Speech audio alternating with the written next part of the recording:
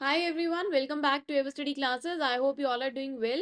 So guys, आज के final revision series में जो यूनिट आपके साथ डिस्कस करने वाले हैं that is the research aptitude. बहुत ही इंपॉर्टेंट यूनिट है. क्यों ना इंपॉर्टेंट हो? बिकॉज इसकी रेलेवेंस पेपर 1 और पेपर 2 दोनों के लिए ही है जो यूजीसी नेट कॉमर्स और मैनेजमेंट की प्रिपरेशन कर रहे हैं. ठीक है, इसके अलावा अगर कोई और आप कॉमर्स के एग्जामिनेशन की प्रिपरेशन कर रहे हैं उसमें भी रिसर्च एप्टीट्यूड का यूनिट कहीं ना कहीं आपके पास आपको क्वेश्चंस देखने को मिल जाते हैं. स्टार्ट करने से पहले एक बार जल्दी से मैं आपको बता देती हूँ, जो भी यूजीसी नेट कॉमर्स और मैनेजमेंट की तैयारी कर रहे हैं उन सभी के लिए यहाँ पर हमारे पास एवर स्टडी क्लासेस के पास डिटेल्ड कोर्सेज अवेलेबल हैं. इसके अलावा अगर आप सिर्फ प्रैक्टिस करना चाहते हैं, क्वेश्चंस की प्रैक्टिस करना चाहते हैं, तो आप टेस्ट सीरीज वाला कोर्स हमारा चेकआउट कर सकते हैं. और पीवाई क्यूज का भी एक कोर्स है, स्पेशलाइज कोर्स है, वो भी आप चेकआउट कर सकते हैं. और इन सभी कोर्सेज की डिटेल आपको हमारी वेबसाइट पर मिल जाएगी www.everstudy.co.in पर जाकर. So these are the important topics which we are going to cover in this session. सबसे पहले बात करेंगे कॉन्सेप्ट ऑफ रिसर्च की. रिसर्च होता क्या है और क्या डिफरेंट टाइप्स हैं रिसर्च की, उनको हम कवर अप करने वाले हैं. देन रिसर्च का प्रोसेस बहुत ही इंपॉर्टेंट है. कलेक्शन ऑफ डेटा, फिर इसमें बात करेंगे प्राइमरी डेटा, सेकेंडरी डेटा और क्या सोर्सेज रहते हैं इन दोनों के, उनको कवर अप करेंगे. Scales of measurement, nominal scale, ordinal scale, then हमारे पास होता है interval scale and then ratio scale. इन चारों स्केल्स को कवर अप करेंगे. कॉन्सेप्ट ऑफ सैम्पलिंग की बात करेंगे, सैम्पलिंग क्या होता है और इससे कुछ रिलेटेड टर्म्स हैं उनकी बात करेंगे. सैम्पलिंग का प्रोसेस और टेक्निक्स क्या है सैम्पलिंग की, वो कवर अप करेंगे. देन हाइपोथेसिस टेस्टिंग में बहुत सारी टर्मिनोलॉजीज है, उनकी बात करेंगे. और अगेन इसका प्रोसेस बहुत ज्यादा इंपॉर्टेंट है. टाइप 1 एरर और टाइप 2 एरर बहुत ही मेजर टॉपिक और इंपॉर्टेंट टॉपिक है. देन हमारे पैरामेट्रिक टेस्ट और नॉन पैरामेट्रिक टेस्ट उनको कवर अप करेंगे, जिसमें T test, G test, F test and chi square हम कवर अप करने वाले हैं. So let's start with the concept of research. Research हमें बहुत अच्छे से पता है, it is a combination of two words, re and search.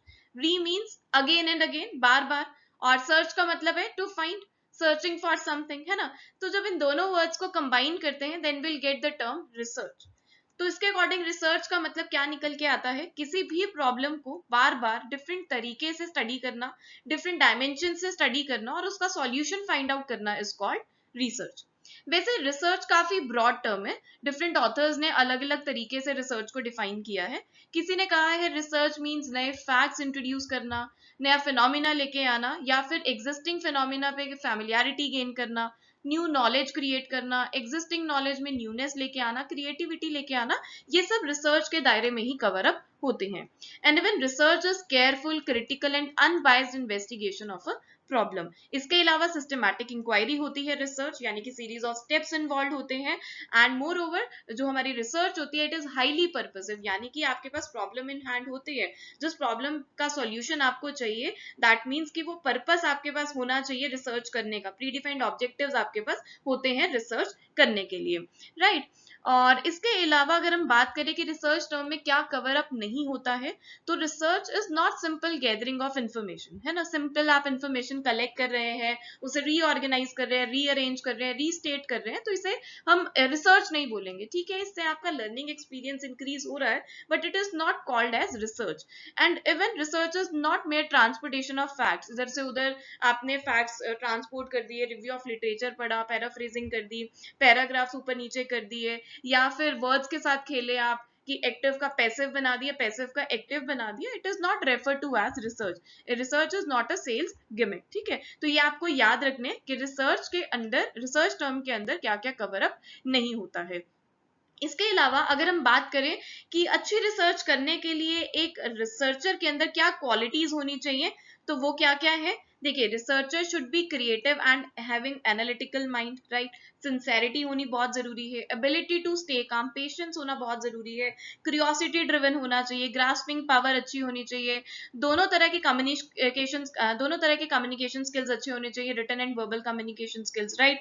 और जिस भी सब्जेक्ट एरिया में वो अपनी रिसर्च कर रहे हैं उस सब्जेक्ट एरिया की नॉलेज अच्छे से होनी चाहिए, टेक्निक्स और टूल्स जो उनके रिसर्च में एप्लीकेबल है उनकी नॉलेज होनी चाहिए, इन्फॉर्मेंट्स हमारे रिसर्च में कौन होने वाले हैं, रिस्पॉन्डेंट्स कौन है, उनकी नॉलेज होनी जरूरी है, उनसे फैमिलियरिटी होनी जरूरी है.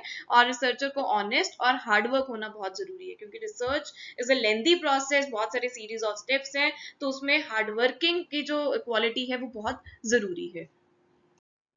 Now coming to the process of research, जैसा कि अभी हमने डिस्कस किया, research consist of series of steps involve होते हैं रिसर्च में। तो वो कौन कौन से स्टेप्स हैं देख लेते हैं। सबसे पहला स्टेप है डिफाइनिंग द रिसर्च प्रॉब्लम। तो जो भी एरिया ऑफ कंसर्न रिसर्चर के माइंड में चल रहा होता है, जो भी पर्टिनेंट इश्यूज रिसर्चर के माइंड में चल रहे होते हैं, जिस भी क्वेश्चन का वो आंसर करना चाहते हैं, सबसे पहले उसे डिफाइन करना होता है। ठीक है, उस प्रॉब्लम को डिफाइन करना होता है। Then review of literature conduct किया जाता है। रिव्यू ऑफ लिटरेचर का मतलब होता है जो भी पास्ट स्टडीज कंडक्ट हो चुकी हैं आपकी स्टडी से रिलेटेड, उनका रिव्यू करना। उसमें देखा जाता है कि क्या रिसर्च मेथोडोलॉजी यूज की गई थी, सैंपल साइज क्या रह चुका है, टूल्स एंड टेक्निक्स क्या यूज किए गए हैं, लिमिटेशंस क्या रह चुकी हैं स्टडी की, क्या ऑब्जेक्टिव्स वहां पे डिफाइन किए गए। तो इन सब का रिव्यू किया जाता है। ठीक है, तो review of the past studies is called review of literature. Review of literature, इसके अलावा आपको याद रखना है कि रिव्यू ऑफ लिटरेचर जो it is a continuous process in the whole process. Research problem define करने से लेकर रिसर्च रिपोर्ट प्रेजेंटेशन तक हमारा रिव्यू ऑफ लिटरेचर चलता रहता है। और रिव्यू ऑफ लिटरेचर के बेसिस पे ही रिसर्च गैप्स आइडेंटिफाई किए जाते हैं। रिसर्च गैप्स आइडेंटिफाई कर लिए और उसी के बेसिस पे रिसर्च ऑब्जेक्टिव्स को डिफाइन किया जाता है। रिसर्च ऑब्जेक्टिव्स का मतलब क्या होता है, नैरोइंग डाउन द स्टडी। जो आपकी रिसर्च प्रॉब्लम है उसे आप डिफरेंट ऑब्जेक्टिव्स में ब्रेक डाउन कर लेते हैं। ठीक है, उस ब्रॉड प्रॉब्लम को सॉल्व करने के लिए। और रिसर्च ऑब्जेक्टिव्स के बेसिस पे हाइपोथेसिस सेट की जाती है। हाइपोथेसिस यानी कि टेंटेटिव स्टेटमेंट्स, एजम्पशंस, जिसकी टेंटेबिलिटी को अभी टेस्ट करना होता है। अब टेंटेबिलिटी को टेस्ट करना है तो उसके लिए एक रिसर्च डिजाइन प्रिपेयर करना होता है, एक ओवरऑल प्लान तैयार करना होता है। तो रिसर्च डिजाइन को ब्लूप्रिंट बोला जाता है रिसर्च का, जिसमें हम सब कुछ डिफाइन करते हैं कि हमारा सैम्पलिंग मेथड क्या रहने वाला है। ठीक है, नॉन प्रोबेबिलिटी मेथड्स यूज करने हैं या फिर प्रोबेबिलिटी मेथड्स यूज करना है, वो आप स्कोप ऑफ द स्टडी के बेसिस पे, रिस्पॉन्डेंट्स टारगेट के बेसिस पे देखते हैं। ठीक है, सैंपल साइज हमारा क्या होगा, ठीक है, कैसे हमें टूल्स एंड टेक्निक्स यूज करने हैं, कौन से टूल्स एंड टेक्निक्स यूज करने हैं, वो सब कुछ रिसर्च डिजाइन में प्रिपेयर किया जाता है। और इसके बाद आप एक्चुअल ग्राउंड पे आते हैं, यानी कि आप अपनी डेटा कलेक्शन करेंगे। डेटा कलेक्ट जो किया है आपने वो रॉ फॉर्म में है। ठीक है, अब उसमें से एक्चुअल इंफॉर्मेशन एक्सट्रैक्ट करनी है तो उसे एनालाइज करना होगा। यहाँ पे एनालिसिस के लिए आप हाइपोथेसिस टेस्टिंग कंडक्ट करते हैं। तो हाइपोथेसिस टेस्टिंग से ही पता चलता है कि जो एजम्पशंस, जो टेंटेटिव स्टेटमेंट्स हमने फॉर्म की थी, whether they will be accepted और रिजेक्टेड। और इसके बाद इंटरप्रिटेशन, फाइंडिंग्स और कंक्लूजन्स प्रोवाइड की जाती हैं। और अगर आप डिसर्टेशन या थीसिस प्रेजेंट करें तो एक रिसर्च रिपोर्ट भी तैयार की जाती है। रिसर्च रिपोर्ट यानी कि कंडेंस्ड फॉर्म और brief description of the research work. जो भी आपका रिसर्च वर्क रहा है, रिसर्च प्रॉब्लम से लेके इंटरप्रिटेशन, फाइंडिंग्स और कंक्लूजन्स तक, एक ब्रीफ डिस्क्रिप्शन तैयार की जाती है जिसे हम नाम देते हैं research report. Right.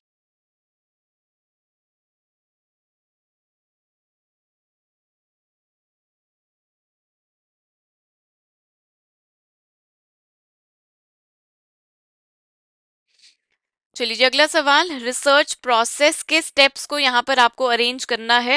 And again one of the favourite topic है एग्जामिनर का, रिसर्च प्रोसेस का जो क्वेश्चन है वो फ्रीक्वेंटली देखने को मिल जाता है एग्जामिनेशन के अंदर। सो सबसे पहला स्टेप क्या होता है कि आपकी जो प्रॉब्लम है उसको आपने डिफाइन करना है।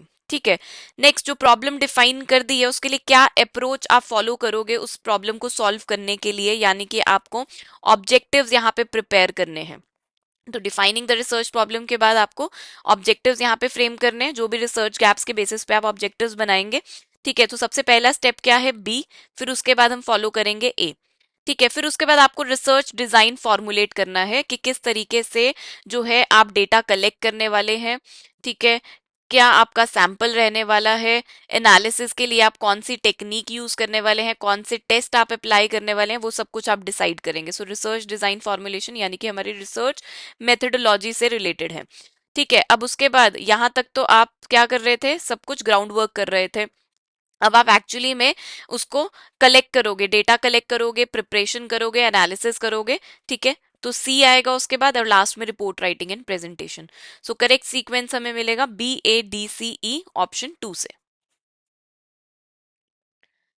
अगले क्वेश्चन की तरफ आते हैं, arrange the steps of research process in the correct logical order. मैं हमेशा कहती हूँ कि रिसर्च का जो प्रोसेस है ये एग्जामिनर का one of the favourite topic है। और इसमें से क्वेश्चन देखने को मिल ही जाता है, either in the first paper या फिर सेकंड पेपर में, और कई बार तो ऐसा हो कि दोनों पेपर्स में ही आ गए। सो रिसर्च का प्रोसेस तो वेरी वेरी इंपॉर्टेंट। ठीक है जी, सो यहाँ पर आपको करेक्ट सीक्वेंस में लगाना है स्टेप्स को। सो सबसे पहला काम क्या होता है रिसर्च का, कि आपको रिसर्च क्वेश्चन जो है वो फॉर्मुलेट करना है, रिसर्च प्रॉब्लम को डिफाइन करना है। सो ए आएगा हमारे पास, ठीक है जी। देन आपको क्या करना है, लिटरेचर रिव्यू करना है, जो भी एग्जिस्टिंग, जो भी पास्ट स्टडीज हो रखी है उस प्रॉब्लम से रिलेटेड, वहां से आपको आपको गैप्स आइडेंटिफाई करने हैं। सो ए के बाद हमारे पास आएगा बी। देन उसके बाद क्या है, आपको रिसर्च प्लान आपको बनाना है, यानी कि ब्लूप्रिंट, आपको रिसर्च डिजाइन आपको प्रिपेयर करना है, जहाँ पे आप सब कुछ डिसाइड करते हो कि आपका सैंपल क्या होगा, जोग्राफिकल एरिया क्या होगा, सैंपल साइज क्या होगा, ठीक है, क्या इंस्ट्रूमेंट्स, क्या टूल्स आप यूज करोगे, क्या स्केलिंग टेक्निक्स आप यूज करोगे, क्या मॉडल आप यूज करोगे, वो रिसर्च डिजाइन आप प्रिपेयर करते हैं। तो ए बी के बाद हमारे पास डी है। देन अब यहाँ तक तो अभी क्या था कि अभी हम सब कुछ प्रिपेयर कर रहे थे, अब एग्जीक्यूट करना शुरू करेंगे। सो उसके बाद आप क्या करोगे, डेटा को कलेक्ट करोगे, डेटा कलेक्शन के बाद आप डेटा को एनालाइज करोगे, उसको इंटरप्रेट करोगे। सो ई हमारा लास्ट में आएगा, ठीक है जी। सो आप देख लीजिए यहाँ पे करेक्ट सीक्वेंस जो है ऑप्शन 2 से मिल रहा है हमें। चलिए बात करते हैं डिफरेंट टाइप्स ऑफ रिसर्च की। We have so many types of research, exhaustive list है। तो एग्जामिनेशन के पॉइंट ऑफ व्यू से आपको सभी के मीनिंग अच्छे से क्लियर होने चाहिए, उनके फीचर्स आपको पता होने चाहिए, so that you can easily identify the type of research being asked in the examination. आप इजिली डीमार्क कर पाए डिफरेंट टाइप्स ऑफ रिसर्च में, ये सबसे ज्यादा इंपॉर्टेंट है, राइट। तो सबसे पहले बात करते हैं फंडामेंटल रिसर्च की। इसे बेसिक रिसर्च और प्योर रिसर्च भी बोला जाता है। इस रिसर्च को यूज किया जाता है जब नॉलेज के बेस को बढ़ाना हो, एक्सपैंड करना हो, उसमें एडवांसमेंट लेके आनी हो। और कैसे बढ़ाया जाता है नॉलेज के बेस को? By formulating new theories, principles, ideas. देखिए फंडामेंटल रिसर्च का मेन फोकस ये रहता है why the things are happening and how the things are happening. तो ये सब स्टडी करके न्यू थियरीज, प्रिंसिपल्स फॉर्मुलेट किए जाते हैं। और जो थियरीज, प्रिंसिपल्स बनाए जाते हैं, यानी कि फंडामेंटल रिसर्च करके ये जो आउटकम्स निकलते हैं, जिन्हें हम नाम देते हैं थियरीज, प्रिंसिपल्स, दे सीक्स जनरलाइजेशन। आप उसे कहीं पे भी अप्लाई कर सकते हैं। जैसे लॉ ऑफ डिमांड है ना, आप उसे डिफरेंट टाइप्स ऑफ प्रोडक्ट पे अप्लाई कर सकते हैं। न्यूटन्स लॉ ऑफ ग्रेविटेशन, ये भी सब जगह पे अप्लाई कर सकते हैं, है ना। तो outcomes of this particular type of research seeks generalization. और वैसे भी आपने डिफरेंट टाइप्स ऑफ थियरीज पढ़ी होंगी, जैसे मोटिवेशन थियरीज है, मार्केटिंग की थियरीज है, सोशियोलॉजी थियरी, साइकोलॉजी से रिलेटेड थियरीज है, वो सब फंडामेंटल रिसर्च करके ही बनी है, ठीक है। और इससे और इसके अलावा जो फंडामेंटल रिसर्च होता है और इसके अलावा कमर्शियल एप्लीकेशन के लिए यूज नहीं इसके अलावा कमर्शियल एप्लीकेशन के लिए यूज नहीं किया जाता है फंडामेंटल रिसर्च को। कमर्शियल एप्लीकेशन की बात तो अप्लाइड रिसर्च में की जाती है। अप्लाइड रिसर्च नाम से ही क्लियर हो रहा है कि जो बेसिक रिसर्च में थियरीज, प्रिंसिपल्स डेवलप की जाती हैं, उन्हें प्रैक्टिकल प्रॉब्लम सॉल्व करने के लिए जब यूज किया जाता है, उन्हें अप्लाई किया जाता है, तो उसे नाम दिया जाता है अप्लाइड रिसर्च का। तो हम बोल सकते हैं कि जो फंडामेंटल रिसर्च है, they form basis for the many applied researches. Applied research को डिसीजनल रिसर्च भी बोला जाता है। बट अप्लाइड रिसर्च के जो आउटकम्स निकल के आते हैं, जो हम डिसीजन लेते हैं, जो सॉल्यूशंस निकल के आते हैं, they does not seeks for generalization, because जो प्रॉब्लम्स होती हैं, जो प्रैक्टिकल प्रॉब्लम्स होती हैं, they are related to the specific area. Now next is action research. Action research भी प्रैक्टिकल प्रॉब्लम्स को सॉल्व करने के लिए यूज किया जाता है। बट यहाँ पे मेन कंसर्न होता है जो भी सॉल्यूशंस आप निकाल रहे हैं एक प्रैक्टिकल प्रॉब्लम को सॉल्व करने के बाद, उसे अपने एक्शंस में फर्दर रिफ्लेक्ट करके प्रेजेंट सिचुएशंस को बेटर बनाए, राइट। देखिए यहाँ पे लिखा है this type of research is use to improve the quality of decisions and actions. Transform लेके आना, प्रेजेंट सिचुएशन को बेटर बनाना, उसमें चेंजेस लेके आना, ये मेन कंसर्न रहता है एक्शन रिसर्च का। जैसे एक एग्जांपल लेते हैं कि स्टूडेंट्स को पर्टिकुलर मेथड से एलसीएम के क्वेश्चन सॉल्व करने में प्रॉब्लम आ रही है। तो ये आपके सामने एक प्रॉब्लम है, ठीक है। अब आपको इसका सॉल्यूशन निकालना है, तो सॉल्यूशन के लिए आपने एक नया मेथड आइडेंटिफाई किया और उस मेथड से आपने स्टूडेंट्स को क्वेश्चन सॉल्व करवाए और वो इजिली सॉल्व कर पा रहे थे न्यू मेथड से। तो ये जो नया मेथड है ये बिल्कुल सही निकला आपके लिए, ठीक है। ये सॉल्यूशन निकाल लिया आपने। अब आप इस मेथड को फर्दर अपने एक्शंस में लेके आएंगे और you make the situation better for the students, right. और इसके अलावा जो हमारा अप्लाइड रिसर्च और एक्शन रिसर्च होता है, वो किसी भी फील्ड के प्रैक्टिकल प्रॉब्लम्स को सॉल्व करने के लिए यूज किया जाता है। But education related problems are deal mainly with the action research, right. और एक्शन रिसर्च को एक्शन रिसर्च जो टर्म है, इसे कॉइन किया था कर्ट लेविन ने। और इन्होंने डिस्क्राइब किया था कि जो एक्शन रिसर्च है, it is cyclic in nature. इसके 4 स्टेजेस होते हैं, that is plan, act, observe and reflect. Next we have is exploratory research. Exploratory research यानी कि ऐसी प्रॉब्लम्स को एक्सप्लोर करना, स्टडी करना जिस पे पहले रिसर्च नहीं की गई है, जिसके बारे में पहले कभी बात नहीं की गई है। तो जब ऐसी न्यू प्रॉब्लम्स, न्यू टॉपिक्स को एक्सप्लोर किया जाता है तो उसे नाम दिया जाता है एक्सप्लोरेटरी रिसर्च का। ये रिसर्च हमें किसी तरह का कंक्रीट सॉल्यूशन प्रोवाइड नहीं करती है, just as a preliminary research tool का काम करती है। यानी कि इस रिसर्च की हेल्प से न्यू प्रॉब्लम्स को आइडेंटिफाई किया जाता है और उसे डेवलप किया जाता है, and further it forms a basis for other conclusive research. Therefore this type of research is also referred to as formulative research studies. और इस तरह की रिसर्च को इनफॉर्मल और अनस्ट्रक्चर्ड वे में कंडक्ट किया जाता है। नेक्स्ट बात करें डिस्क्रिप्टिव रिसर्च की, तो इसे यूज किया जाता है जो आपकी स्टडी में कंसर्न्ड वेरिएबल्स हैं, पीपल, सिचुएशन या फिर फिनोमिना जो आप कंसीडर कर रहे होते हैं अपनी स्टडी में, उनके करंट स्टेटस को डिफाइन करने के लिए, उनकी कैरेक्टरिस्टिक्स को डिफाइन करने के लिए डिस्क्रिप्टिव रिसर्च का यूज किया जाता है। सो ये पर्टिकुलर रिसर्च व्हाट क्वेश्चन का आंसर करती है, व्हाई क्वेश्चन का आंसर इसमें नहीं होता है।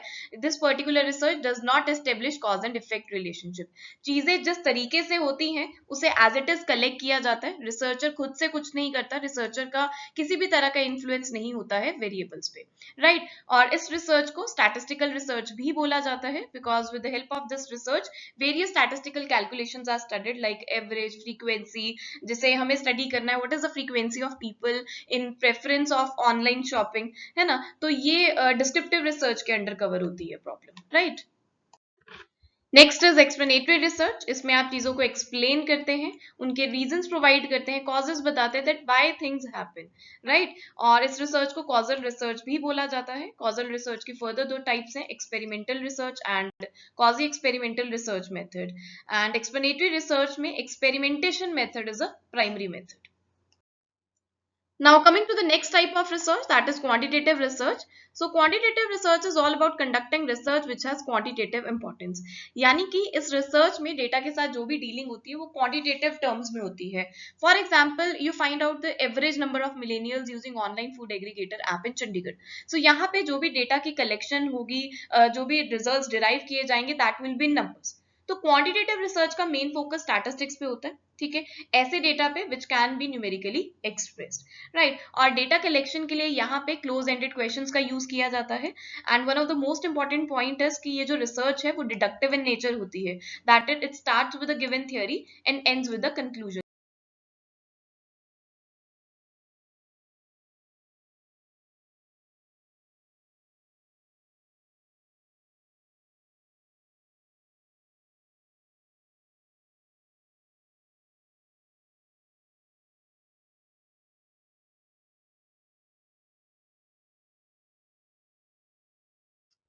दैट मीन्स क्वालिटेटिव रिसर्च करके जो थियरीज डेवलप की जाती हैं, उन्हीं थियरीज को यूज करके हाइपोथेसिस फ्रेम किए जाते हैं, और देन उन हाइपोथेसिस की टेस्टिंग की जाती है, ऑब्जर्व किया जाता है, and at the end conclusion provide किया जाता है। इसीलिए क्वांटिटेटिव रिसर्च को कंक्लूसिव इन नेचर भी बोला जाता है। इसके अलावा क्वांटिटेटिव रिसर्च की फर्दर बहुत सारी टाइप्स हैं। सर्वे रिसर्च इसके अंडर कवर होता है, descriptive research, correlational research and experimental research. Now next is opposite of quantitative research, that is qualitative research. Qualitative research is actually a broad field of inquiry जहां पे आप underlying motives, opinions, desires, experiences, motivation, इन सब की understanding gain करते हैं। देखिए quantitative research में हम जो भी डेटा गैदर करते हैं, जिस भी प्रॉब्लम पे हम काम करते हैं, वो क्वांटिटेटिव टर्म्स में करते हैं। अब उनके पीछे के रीजंस जब हम आइडेंटिफाई करते हैं, ठीक है, लोगों के एक्सपीरियंसेस, उनके फीलिंग्स, उनकी थॉट्स, परसेप्शंस, उनके बिहेवियर को जब हम स्टडी करते हैं तो उसे क्वालिटेटिव रिसर्च का नाम दिया जाता है। जैसे एग्जाम्पल है, you want to study why people preference online shopping, तो यहाँ पे आप लोगों के थॉट्स, उनके परसेप्शंस को स्टडी करेंगे, है ना, व्हाई पीपल थिंक सो। तो ये क्या होगा, हमारा क्वालिटेटिव रिसर्च होगा। तो हम कह सकते हैं क्वांटिटेटिव रिसर्च व्हाट क्वेश्चन का आंसर करती है, और क्वालिटेटिव रिसर्च व्हाई क्वेश्चन का आंसर करती है। And qualitative research is primarily an exploratory research, और ये इंडक्टिव इन नेचर होता है। That means it starts with an observation and ends with the construction of theory. और यहाँ पे डेटा गैदर करने के लिए, इंफॉर्मेशन गैदर करने के लिए ओपन एंडेड क्वेश्चंस का यूज किया जाता है, और डिफरेंट मेथड्स यूज किए जाते हैं, focus groups, in depth interviews, observation, participant and non participant. और क्वालिटेटिव रिसर्च की टाइप्स की बात करें फर्दर, तो historical research, ethnographic research, narrative research, phenomenological research, motivation research, ये सब क्वालिटेटिव रिसर्च के अंडर ही कवर होते हैं। Next is correlational research. Correlation आपको पता है वेरिएबल्स के बीच में रिलेशनशिप डिटरमाइन करना। तो जब वेरिएबल्स के बीच के रिलेशनशिप का एक्सटेंट पता लगाया जाता है कि हाईली कोरिलेटेड है, मॉडरेटली कोरिलेटेड है या लो डिग्री ऑफ रिलेशनशिप है, तो उसे कोरिलेशनल रिसर्च बोला जाता है। यहाँ पे वेरिएबल्स में किसी तरह की मैनिपुलेशन नहीं होती है by the researcher. Researcher just identify the variables in the natural setting. So just correlation के बेसिस पे ट्रेंड्स और पैटर्न्स को एनालाइज किया जाता है। It does not analyse the cause and effect relationship, right. Show cause and effect relationship यहाँ नहीं, फिर कहाँ देखा जाता है? It is an experimental research. तो एक्सपेरिमेंटल रिसर्च में दो तरह के वेरिएबल्स इन्वॉल्व होते हैं, dependent variable and independent variable, right. So independent variable को मैनिपुलेट करके डिपेंडेंट वेरिएबल पे इफेक्ट देखा जाता है। तो डिपेंडेंट और इंडिपेंडेंट वेरिएबल में कॉज एंड इफेक्ट रिलेशनशिप जो है स्टडी यहाँ पर किया जाता है, राइट। और डेटा जो गैदरिंग होती है यहाँ पे वो कंट्रोल सर्कमस्टांस में होती है, not in natural setting. Control circumstance यानी कि जो रिसर्चर होता है वो अपनी इंटरफेरेंस शो करता है। नेचुरल सेटिंग में वेरिएबल्स को स्टडी नहीं किया जाता है, बिकॉज यहाँ पे इंडिपेंडेंट वेरिएबल में चेंजेस किए जाते हैं in order to study the effect on dependent variable. Then we have quasi experimental research. Quasi experimental research में भी एक्सपेरिमेंटल रिसर्च की तरह डिपेंडेंट और इंडिपेंडेंट वेरिएबल में cause and effect relationship study किया जाता है। बट यहाँ पे यानी कि क्वाजी एक्सपेरिमेंटल रिसर्च में वेरिएबल्स में किसी तरह का मैनिपुलेशन नहीं होता है बाय द रिसर्चर। रिसर्चर का किसी भी तरह का इंटरफेरेंस नहीं होता है। So it is not a true experiment. Mainly ये कंडक्ट की जाती है जो हैपनिंग, जो अकरेंस हो चुकी होती है, उसके बाद स्टडी किया जाता है कि वेरिएबल्स का क्या इफेक्ट होगा डिपेंडेंट वेरिएबल पे। इसलिए इसे एक्स पोस्ट फैक्टो मेथड भी बोला जाता है। यानी कि अकरेंस हो गई है, हैपनिंग हो गई है, उसके बाद उसके रीजंस एनालाइज किए जा रहे हैं और इफेक्ट को देखा जाता है, और इसे कॉजल कंपैरेटिव मेथड भी रेफर किया जाता है। Now we have some types of qualitative research. First is historical research. Historical research यानी कि जब past events को study किया जाता है, उन्हें interpret किया जाता है और उसका influence present events पे देखा जाता है। तो यहाँ पे main motive रहता है researcher का ये देखना कि what was the situation, ऐसी क्या situation थी जो present events पे उसका influence आ रहा है, right? Next is ethnographic research. So researcher जब लोगों के culture, custom, traditions को observe करता है in the natural setting, तो उसे ethnographic research बोला जाता है। Then we have narrative research. Narration का मतलब क्या होता है? स्टोरी राइटिंग, है ना। तो नरेटिव रिसर्च का मतलब यहाँ पे क्या है कि जब रिसर्चर इंडिविजुअल्स के एक्सपीरियंस को एक्सप्लोर करता है, कंसेप्चुलाइज करता है, उनकी स्टोरी से अपनी रिसर्च में डायरेक्शन फाइंड आउट करता है, चीजों को ढूंढता है, तो उसे नरेटिव रिसर्च बोला जाता है। Then we have phenomenological research. Phenomenological research का मतलब क्या होता है कि पार्टिसिपेंट का लिविंग एक्सपीरियंस देखा जाता है टू अ स्पेसिफिक एक्टिविटी और फिनोमिना। एक पर्टिकुलर सिचुएशन में, एक पर्टिकुलर एक्टिविटी में या एक पर्टिकुलर फिनोमिना में पार्टिसिपेंट का क्या एक्सपीरियंस रहा है, उसकी क्या फीलिंग्स है, उसकी क्या परसेप्शन है, वो फिनोमिनोलॉजिकल रिसर्च के अंदर होता है।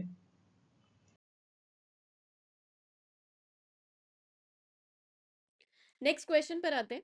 विच of the following research design is the most precise one? बहुत ही इंटरेस्टिंग क्वेश्चन यहाँ पर आपसे पूछा गया है, बहुत ही अच्छा क्वेश्चन है। आपको बताना है कि इनमें से कौन सा research design most precise one. Option one experimental research, option two exploratory, option three diagnostic research, option four descriptive research. So इस क्वेश्चन को अटेम्प्ट करने के लिए ना, जितने भी रिसर्च डिजाइन हैं उनके नॉलेज होना बहुत जरूरी है आपको, सभी क्लियर होने चाहिए सभी रिसर्च डिजाइन। अब मोस्ट प्रिसाइज पूछे तो प्रिसीशन को जब हम रिसर्च में डिफाइन करते हैं ना, तो इसका मतलब होता है कि जब आप अपने रिसर्च को सिमिलर कंडीशंस में कंडक्ट कर रहे हैं तो आपको रिपीटेड रिजल्ट्स मिल रहे हैं, सिमिलर रिजल्ट्स आपको मिल रहे हैं, या फिर कह सकते हैं कि आपको कंसिस्टेंसी है आपके रिजल्ट्स में, ठीक है।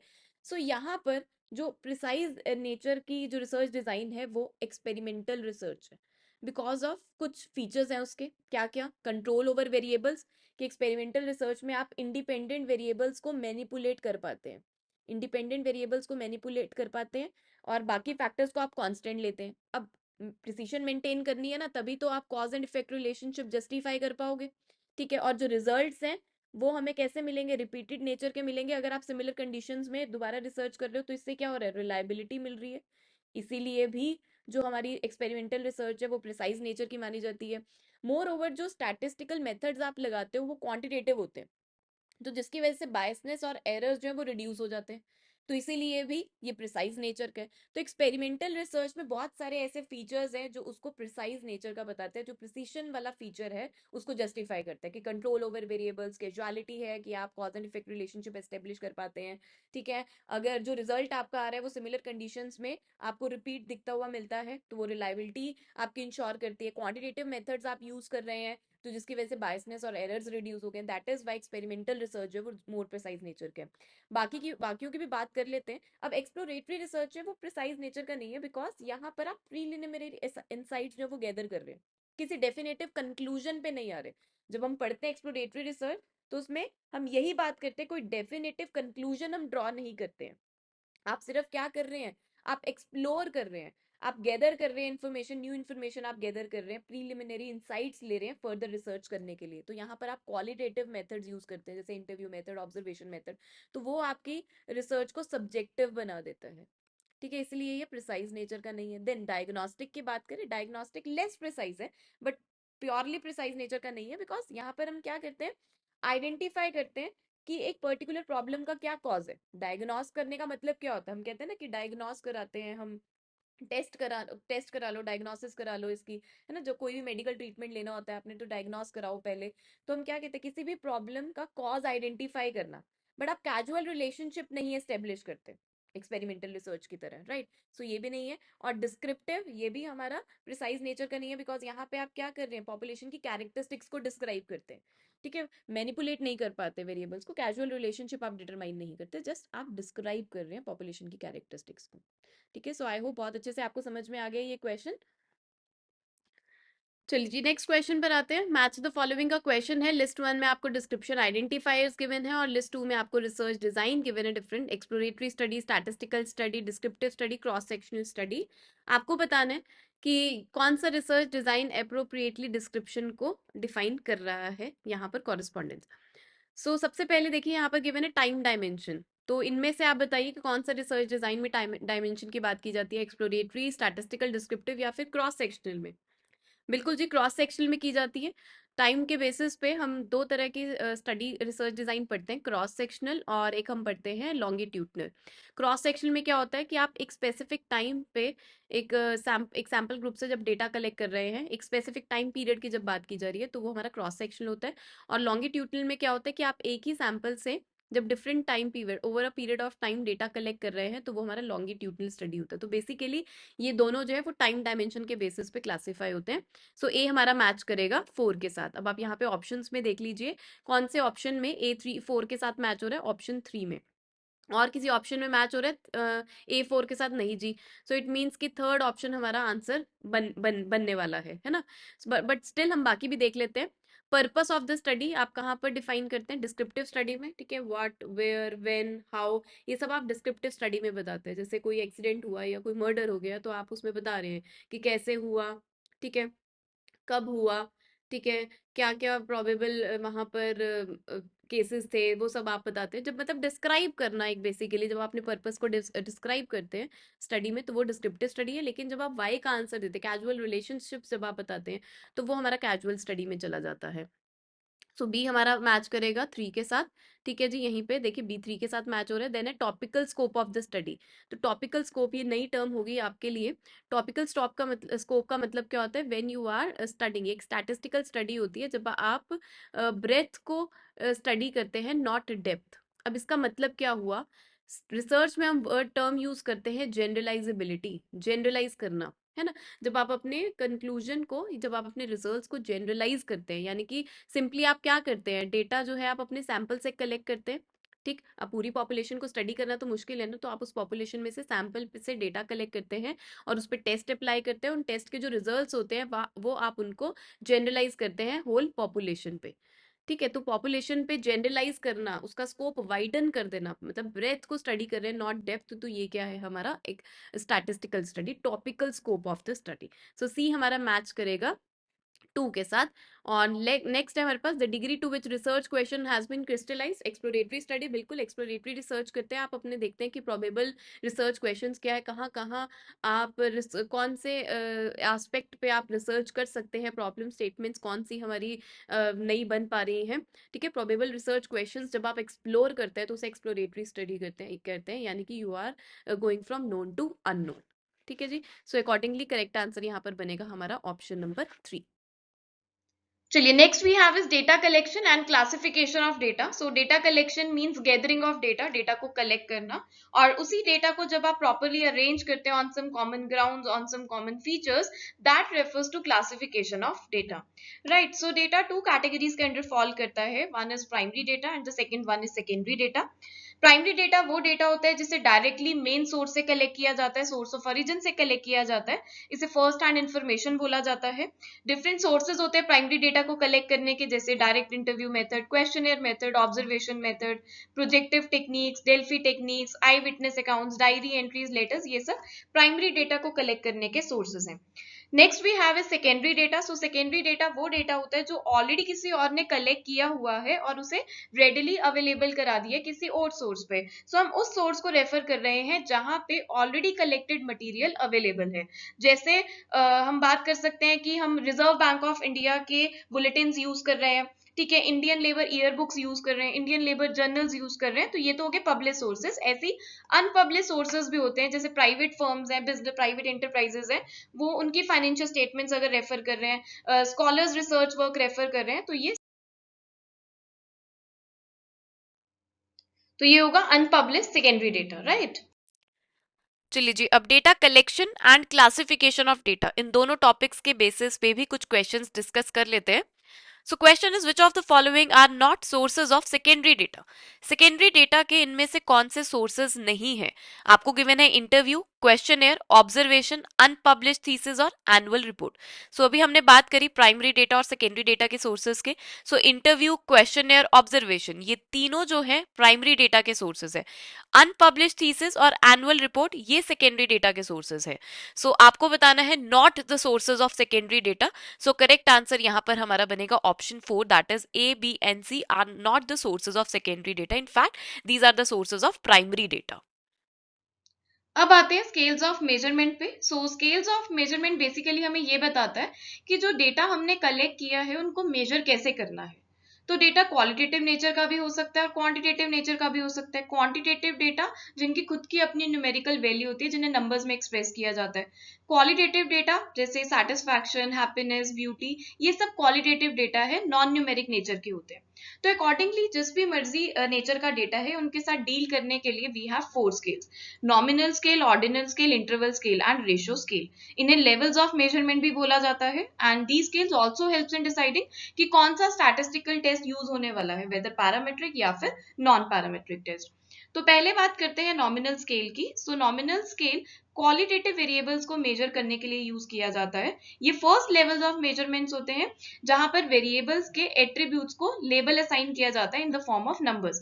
जैसे एग्जांपल है कि आपका डेटा कलेक्शन जेंडर से रिलेटेड है, तो ये जेंडर एक वेरिएबल है, इसके एट्रीब्यूट्स हैं दो, मेल्स एंड फीमेल्स. तो मेल्स और फीमेल्स इन्हें आप लेबल असाइन कर रहे हैं in the form of numbers. Males को दे दिया नंबर 1 और फीमेल्स को दे दिया नंबर 2. तो ये सिर्फ आइडेंटिटी प्रॉपर्टी सेटिस्फाई कर रहे हैं यहाँ पे, है ना, तो ये नॉमिनल स्केल कहलाया जाएगा. ऐसी और एग्जाम्पल है रेस, नेशनैलिटी, आई कलर, तो इनको अगर आप लेबल्स असाइन करते हो इन द फॉर्म ऑफ नंबर्स तो ये नॉमिनल स्केल के अंडर कवर अप होंगे. तो ये जो नंबर्स हैं ये सिर्फ आइडेंटिफायर्स होते हैं, इनकी कोई न्यूमेरिकल वैल्यू नहीं होती है. इसके लिए हम कोई अर्थमेटिक ऑपरेशन नहीं यूज करते हैं यहाँ पे. The only statistical analysis which we can use here is frequency count. तो mode as a central tendency सिर्फ यहाँ पे यूज किया जाता है. और नॉमिनल स्केल को कैटेगोरिकल स्केल्स भी बोला जाता है, और ये स्केल जो होते हैं लीस्ट पावरफुल स्केल कंसीडर किए जाते हैं. Now next we have ordinal scale. ये स्केल भी क्वालिटेटिव वेरिएबल्स को मेजर करने के लिए यूज किया जाता है. ये सेकंड लेवल ऑफ मेजरमेंट है. सेकंड क्यों? क्योंकि इसमें आइडेंटिटी प्रॉपर्टी के साथ साथ ऑर्डर वाली प्रॉपर्टी भी ऐड हो जाती है. इसमें वेरिएबल्स को लेबल असाइन करने के साथ साथ वेरिएबल्स को प्रॉपर ऑर्डर में भी लगाया जाता है, उनको प्रॉपर रैंकिंग दी जाती है. तो जैसे मैंने बताया कि नॉन न्यूमेरिक कंसेप्ट को मेजर करने के लिए यूज किया जाता है, जैसे हैप्पीनेस, ब्यूटी, सेटिस्फेक्शन, डिस्कम्फर्ट. ठीक है, तो इसमें से जैसे जॉब सेटिस्फेक्शन से रिलेटेड डेटा कलेक्ट करना है तो के लिए क्वेश्चन फ्रेम किया है, how much you are satisfied with your job. तो सेटिस्फेक्शन एक वेरिएबल है यहाँ पे, इसके फर्दर एट्रीब्यूट्स बना दिए, very satisfied, satisfied, neutral, dissatisfied and very satisfied. और इन्हें लेबल भी असाइन किए, यानी कि इन्हें नंबर्स असाइन कर दिए. वेरी सेटिस्फाइड को 1 दे दिया, सेटिस्फाइड को 2 दे दिया, न्यूट्रल को 3. ठीक है, ऐसे नंबर्स असाइन कर दिए. तो यहाँ पे नंबर्स असाइन करने के साथ साथ इन्हें प्रॉपर ऑर्डर में भी लगाया हुआ है. है ना, क्योंकि देखिए very satisfied is one level up to the satisfied, ऐसे ही सेटिस्फाइड न्यूट्रल से ज्यादा है। तो यहाँ पे लेवल्स असाइन करने के साथ साथ उन्हें ऑर्डर में भी लगाया गया है, तो ये ऑर्डिनल स्केल कहलाए जाएंगे। ठीक है, बट यहाँ पे वेरिएबल्स के बीच में डिफरेंस कितना है वो ये स्केल नहीं बताता, क्योंकि जरूरी नहीं है वेरी सेटिस्फाइड और सेटिस्फाइड में जो डिफरेंस है उतना ही डिफरेंस डिससेटिस्फाइड और वेरी सेटिस्फाइड में हो।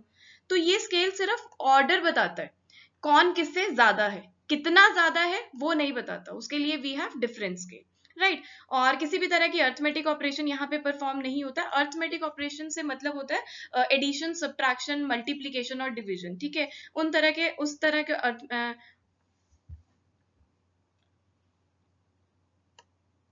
तो वो यहाँ पर अप्लाई नहीं किए जा सकते हैं। और सेंट्रल टेंडेंसी की बात करें तो मोड और median as a central tendency यहाँ पर यूज किए जाते हैं। Now next is extension of ordinal scale, that is interval scale. इस स्केल को क्वांटिटेटिव वेरिएबल्स मेजर करने के लिए यूज किया जाता है। ये थर्ड लेवल ऑफ मेजरमेंट है जहां पे हमारे पास तीन प्रॉपर्टीज आ जाती हैं, आइडेंटिटी वाली प्रॉपर्टी, ऑर्डर वाली प्रॉपर्टी और एक और नई प्रॉपर्टी ऐड हो जाती है यहाँ पे, इक्वल इंटरवल्स वाली प्रॉपर्टी। इक्वल इंटरवल से हमारा यहाँ पे क्या मतलब है कि जो वैल्यूज हैं उनके बीच का डिफरेंस हमें पता होता है, यहाँ पे वैल्यूज के बीच में डिफरेंस होता है और वो डिफरेंस जो है हम आइडेंटिफाई कर सकते हैं यहाँ पे, एंड मोस्टली इक्वल डिफरेंस होता है। ठीक है, जैसे टेम्परेचर स्केल है, बेस्ट एग्जाम्पल इंटरवल स्केल का। इसमें हमारे पास 10 डिग्री, 20 डिग्री, 30 डिग्री ऐसे टेम्परेचर है जो प्रॉपर ऑर्डर में होता है ना, क्योंकि 20 डिग्री जो है वो 10 डिग्री से ज्यादा है, ऐसी 30 डिग्री 20 डिग्री से ज्यादा है, तो यहाँ पे प्रॉपर ऑर्डर है टेम्परेचर का। इसी के साथ साथ ये जो वैल्यूज हैं, इन वैल्यूज के बीच में जो गैप है वो भी हमें पता है ना, क्योंकि 10 डिग्री 20 डिग्री माइनस 10 डिग्री, तो ये कितना हुआ 10 डिग्री, ऐसे ही 30 डिग्री माइनस 20 डिग्री, ये कितना हुआ 10 डिग्री। तो यहाँ पे आप देखिए कि जो गैप है, जो डिफरेंस है वैल्यूज के बीच में, वो हम आइडेंटिफाई कर सकते हैं, और जो डिफरेंस है वो इक्वल है। जितना डिफरेंस 10 और 20 डिग्री के बीच में, उतना ही डिफरेंस 60 डिग्री और 70 डिग्री के बीच में है, राइट। इसके अलावा interval scale does not have a true zero, यानी कि यहाँ पर नेगेटिव वैल्यूज भी एग्जिस्ट करती हैं, जैसे -1 डिग्री, -2 डिग्री टेम्परेचर है, तो नेगेटिव वैल्यूज भी यहाँ पर एग्जिस्ट करती हैं। ठीक है, और यहाँ पर अर्थमेटिक ऑपरेशंस में से एडिशन और सब्ट्रैक्शन वाले अर्थमेटिक ऑपरेशन ही परफॉर्म किए जा सकते हैं, मल्टीप्लीकेशन, डिवीजन, रेशियोज इन सबको परफॉर्म नहीं किया जाता है। सेंट्रल टेंडेंसी की बात करें तो मीन, मीडियन, मोड तीनों ही यूज किए जाते हैं। मेजर्स ऑफ डिस्पर्जन में स्टैंडर्ड डेविएशन, रेंज, इन सबको यूज किया जा सकता है। Now last is ratio scale. ये स्केल भी क्वांटिटेटिव वेरिएबल्स को मेजर करने के लिए यूज किया जाता है। सो क्वांटिटेटिव डेटा को मेजर करने के लिए हमारे पास दो स्केल्स हैं, ratio scale and interval scale, और क्वालिटेटिव डेटा को मेजर करने के लिए हमारे पास नॉमिनल स्केल और ऑर्डिनल स्केल है, right. Ratio scale fourth level of measurement है। यहाँ पे इंटरवल स्केल वाली सारी प्रॉपर्टीज है, प्लस एक और एडिशनल प्रॉपर्टी है, दैट इज एब्सोल्यूट जीरो। यही प्रॉपर्टी इंटरवल स्केल और रेशियो स्केल को एक दूसरे से अलग करती है। एब्सोल्यूट जीरो का मतलब यहाँ पे क्या है कि नेगेटिव वैल्यूज यहाँ पर एग्जिस्ट नहीं करती हैं। देखिए इंटरवल स्केल में था do not have absolute zero, it means कि यहाँ पे नेगेटिव वैल्यू एग्जिस्ट करती है, बट रेशियो स्केल में नेगेटिव वैल्यूज एग्जिस्ट नहीं करती हैं, जीरो से नीचे वैल्यूज नहीं होती हैं, राइट। और यहाँ पे सभी के सभी अर्थमेटिक ऑपरेशंस परफॉर्म किए जाते हैं, मल्टीप्लिकेशन, डिवीजन, एडिशन, सब्ट्रैक्शन, ठीक है, रेशियोज भी कैलकुलेट की जाती हैं। तो देखिए अगर आपको ऐसी स्टेटमेंट्स देखने को मिलती हैं जैसे height of Ram is twice of Shyam, है ना, तो यहाँ पे ये रेशियो स्केल को रिप्रेजेंट कर रही है, और तो रेशियो क्या होगी यहाँ पे 2:1। ठीक है, तो रेशियोज आप यहाँ पे परफॉर्म कैलकुलेट कर सकते हैं। सेंट्रल टेंडेंसी में मीन, मीडियन, मोड परफॉर्म किया जा सकता है, harmonic mean, geometric mean, standard deviation, coefficient of variation, तो काफी स्टैटिस्टिकल एनालिसिस यहाँ पर यूज किए जाते हैं।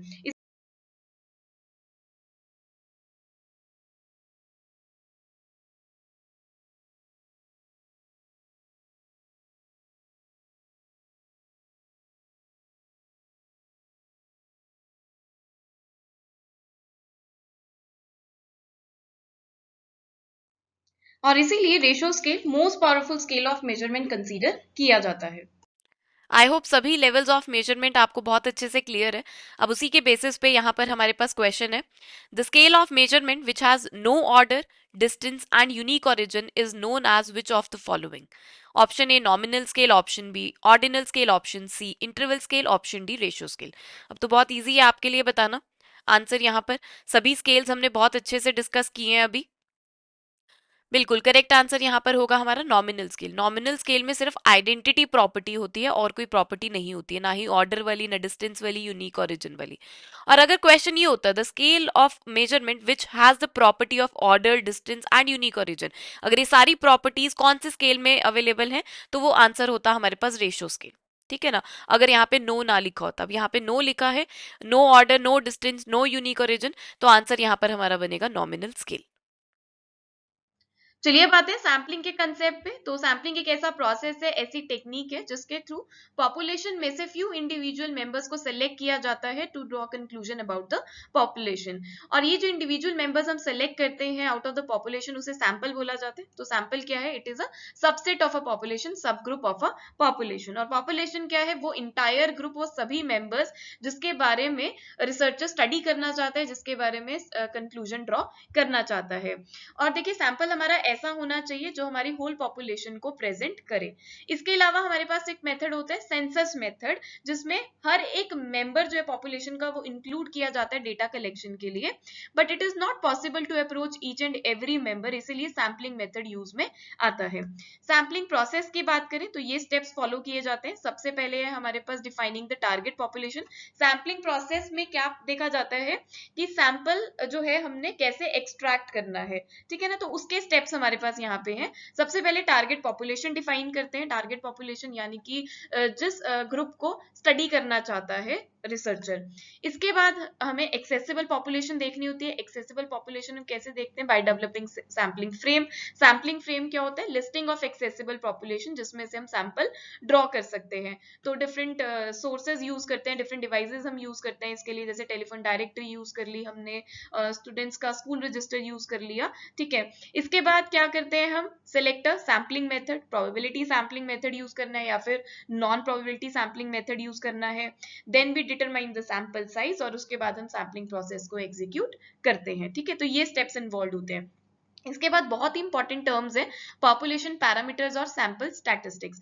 देखिए सैंपल स्टैटिस्टिक क्या होता है? Measurable characteristics of a sample, यानी कि वो सारे फीचर्स, वो सारे कैरेक्टरिस्टिक्स जो सैंपल को डिफाइन करते हैं, ठीक है ना। सैंपल की जो कैरेक्टरिस्टिक्स को डिफाइन करते हैं दैट आर कॉल्ड स्टैटिस्टिक। तो वो सैंपल प्रोपोर्शन भी हो सकता है, sample mean, sample standard deviation, sample variance, sample size, तो डिफरेंट होते हैं। और ऐसे ही हमारे पास होता है जो पॉपुलेशन की कैरेक्टरिस्टिक्स को डिफाइन करता है, उसे हम बोलते हैं पैरामीटर्स, ठीक है। ऐसे ही जैसे पॉपुलेशन प्रोपोर्शन, पॉपुलेशन मीन। तो यहाँ पे सबसे जरूरी है कि आपको नोटेशंस याद रखनी है। स्टैटिस्टिक्स और पैरामीटर्स के जो ये एक्सप्रेशंस है आपको उन्हें याद रखना है, ठीक है। ये हमारे पास सैंपल मीन है, म्यू हमारे पास पॉपुलेशन मीन है, तो आपको ये नोटेशंस अच्छे से याद होने चाहिए फॉर्मूलाज के लिए, right. Now coming to the topic sampling distribution. So sampling distribution क्या होता है? ये एक प्रोबेबिलिटी डिस्ट्रीब्यूशन है, ठीक है। एक लार्ज पॉपुलेशन में से जब हम रेंडमली सैंपल सेलेक्ट करते हैं, ये देखिए डिफरेंट सैंपल्स हमने सेलेक्ट किए हैं, और फिर उनके स्टैटिस्टिक कंप्यूट करते हैं। जैसे मीन कैलकुलेट कर लिया हर सैंपल का, स्टैंडर्ड डेविएशन कैलकुलेट कर लिया हर सैंपल का, ऐसे ही वेरिएंस कैलकुलेट कर लिया हर सैंपल का, और इन स्टैटिस्टिक वैल्यू को जब फर्दर डिस्ट्रीब्यूट किया जाता है उसे हम बोलते हैं सैम्पलिंग डिस्ट्रीब्यूशन। जैसे हमने क्या किया? सभी सैंपल्स के मीन इकट्ठे कर लिए, ठीक है, और फिर उनका फर्दर हम मीन कैलकुलेट करेंगे तो ये हो जाएगा सैम्पलिंग डिस्ट्रीब्यूशन ऑफ मीन। ऐसे ही सभी सैंपल के हमने वेरिएंस यहाँ पे ले लिए, इसे हम बोलेंगे sampling distribution of variance, right. ऐसे ही स्टैंडर्ड डेविएशन ले लिया तो इसे हम बोलेंगे sampling distribution of standard deviation. अब सैम्पलिंग डिस्ट्रीब्यूशन ऑफ मीन की प्रॉपर्टीज देख लेते हैं। तो अगर पॉपुलेशन नॉर्मली डिस्ट्रीब्यूटेड है, इनफाइनाइट पॉपुलेशन है, विद रिप्लेसमेंट का केस है, तो जेड स्कोर हमारा कैलकुलेट किया जाता है sample mean minus population mean divided by standard error of mean. देखिए स्टैंडर्ड एरर क्या होता है? Standard deviation of sampling distribution, और यहाँ पे स्टैंडर्ड एरर ऑफ मीन निकालना है, तो standard deviation of sample mean is called standard error of mean. कैसे कैलकुलेट करते हैं? ये फॉर्मूला हमारा यूज किया जाता है, population standard deviation divided by square root of sample size. इसके अलावा हमारे पास है इसमें प्रॉपर्टी कि expected sample mean population mean के इक्वल होती है, और जो वेरिएंस होता है सैंपल मीन का, it is equal to population variance divided by sample size. तो यानी कि अगर हम स्टैंडर्ड एरर ऑफ मीन का स्क्वायर कर देते हैं तो हमारे पास वेरिएंस ऑफ सैंपल मीन आ जाता है। और अगर विदाउट रिप्लेसमेंट का केस है तो हमारा करेक्शन फैक्टर आ जाता है, करेक्शन फैक्टर के साथ आपको मल्टीप्लाई करना होता है अपने फॉर्मूला को, ठीक है। इसके बाद sampling distribution of difference of two means, तो ये पर्टिकुलर फॉर्मूला यूज किया जाता है। Then we have a case of sampling distribution of sample proportion, और विद रिप्लेसमेंट का केस है तो ये पर्टिकुलर फॉर्मूला यूज किया जाएगा। यहाँ पे ये जो स्मॉल p है it refers to sample proportion और पाई इज पॉपुलेशन प्रपोर्शन, और विदाउट रिप्लेसमेंट का केस है तो अगेन फाइनाइट करेक्शन फैक्टर से हम मल्टीप्लाई कर देते हैं अपने फॉर्मूला को, इस फॉर्मूला को फाइनाइट करेक्शन फैक्टर से मल्टीप्लाई किया जाएगा। Then sampling distribution of difference of two proportion, उसके लिए ये पर्टिकुलर फॉर्मूला यूज किया जाता है। Then we have very important concept central limit theorem. तो सेंट्रल लिमिट थ्योरम कहती है अगर पॉपुलेशन नॉर्मली डिस्ट्रीब्यूटेड नहीं है, या फिर हम कहें कि सैम्पलिंग डिस्ट्रीब्यूशन की शेप जरूरी नहीं है कि नॉर्मली डिस्ट्रीब्यूटेड हो, बेल शेप हो, तो ऐसे केस में अगर सैंपल साइज हमारा सफिशिएंटली लार्ज होता है, सैंपल साइज इंक्रीज होता है, तो हमारा जो सैम्पलिंग डिस्ट्रीब्यूशन है it approaches approximately two the normal distribution. तो इसे सेंट्रल लिमिट थ्योरम बोला जाता है। बस आपको याद रखना है कि अगर पॉपुलेशन नॉर्मली डिस्ट्रीब्यूटेड नहीं है बट सैंपल साइज हमारा सफिशिएंटली लार्ज है, तो उस पर्टिकुलर केस में सैंपल मीन जो है will have an approximately normal distribution, और इसको हम बोलेंगे सेंट्रल लिमिट थ्योरम। चलिए जी नेक्स्ट है, arrange the following steps of sampling design process in correct order. So process है तो यानी कि सीरीज ऑफ स्टेप्स फॉलो होंगे, ठीक है, तो आपको इन्हें करेक्ट ऑर्डर में लगाना है। सो सैम्पलिंग डिजाइन आप तैयार कर रहे हैं, ठीक है, तो कौन से सैंपल्स आपको लेने हैं अपने स्टडी के अंदर जिनके ऊपर आपने रिसर्च करनी है, तो उस सैंपल को लेने के लिए यानी कि आप पॉपुलेशन में से सैंपल एक्सट्रैक्ट कर रहे हो, ये पोर्शन आपने एक्सट्रैक्ट करना है, ठीक है। अब ये जो मैंने को एक्सट्रैक्ट करना है पॉपुलेशन में से जो सैंपल लेना है उसकी जो डिजाइनिंग करनी है उसके लिए मुझे एक प्रोसेस फॉलो करना पड़ेगा। तो सबसे पहले तो मुझे बताना पड़ेगा कि मैं किसको स्टडी करना चाहती हूँ, बेसिक यूनिट क्या है मेरा स्टडी करने का, कि मुझे मेल्स को लेके स्टडी करनी है, फीमेल्स को लेके स्टडी करनी है, यानी कि जो भी मेरा रिसर्च ऑब्जेक्टिव है उसके अंदर मेरी टारगेट पॉपुलेशन क्या है, who which is the group which I want to study, वो मुझे डिफाइन करना है। देन सैम्पलिंग फ्रेम, ये जो पॉपुलेशन है उसके जो एलिमेंट्स हैं उसका डेटा, उसकी लिस्ट तैयार करनी है। तो आप स्टूडेंट लिस्ट यूज करोगे, वोटर्स लिस्ट यूज कर रहे हो, टेलीफोन डायरेक्टरी यूज कर रहे हो, तो वो हमें यहाँ पे फ्रेम सैम्पलिंग फ्रेम सिलेक्ट करना है।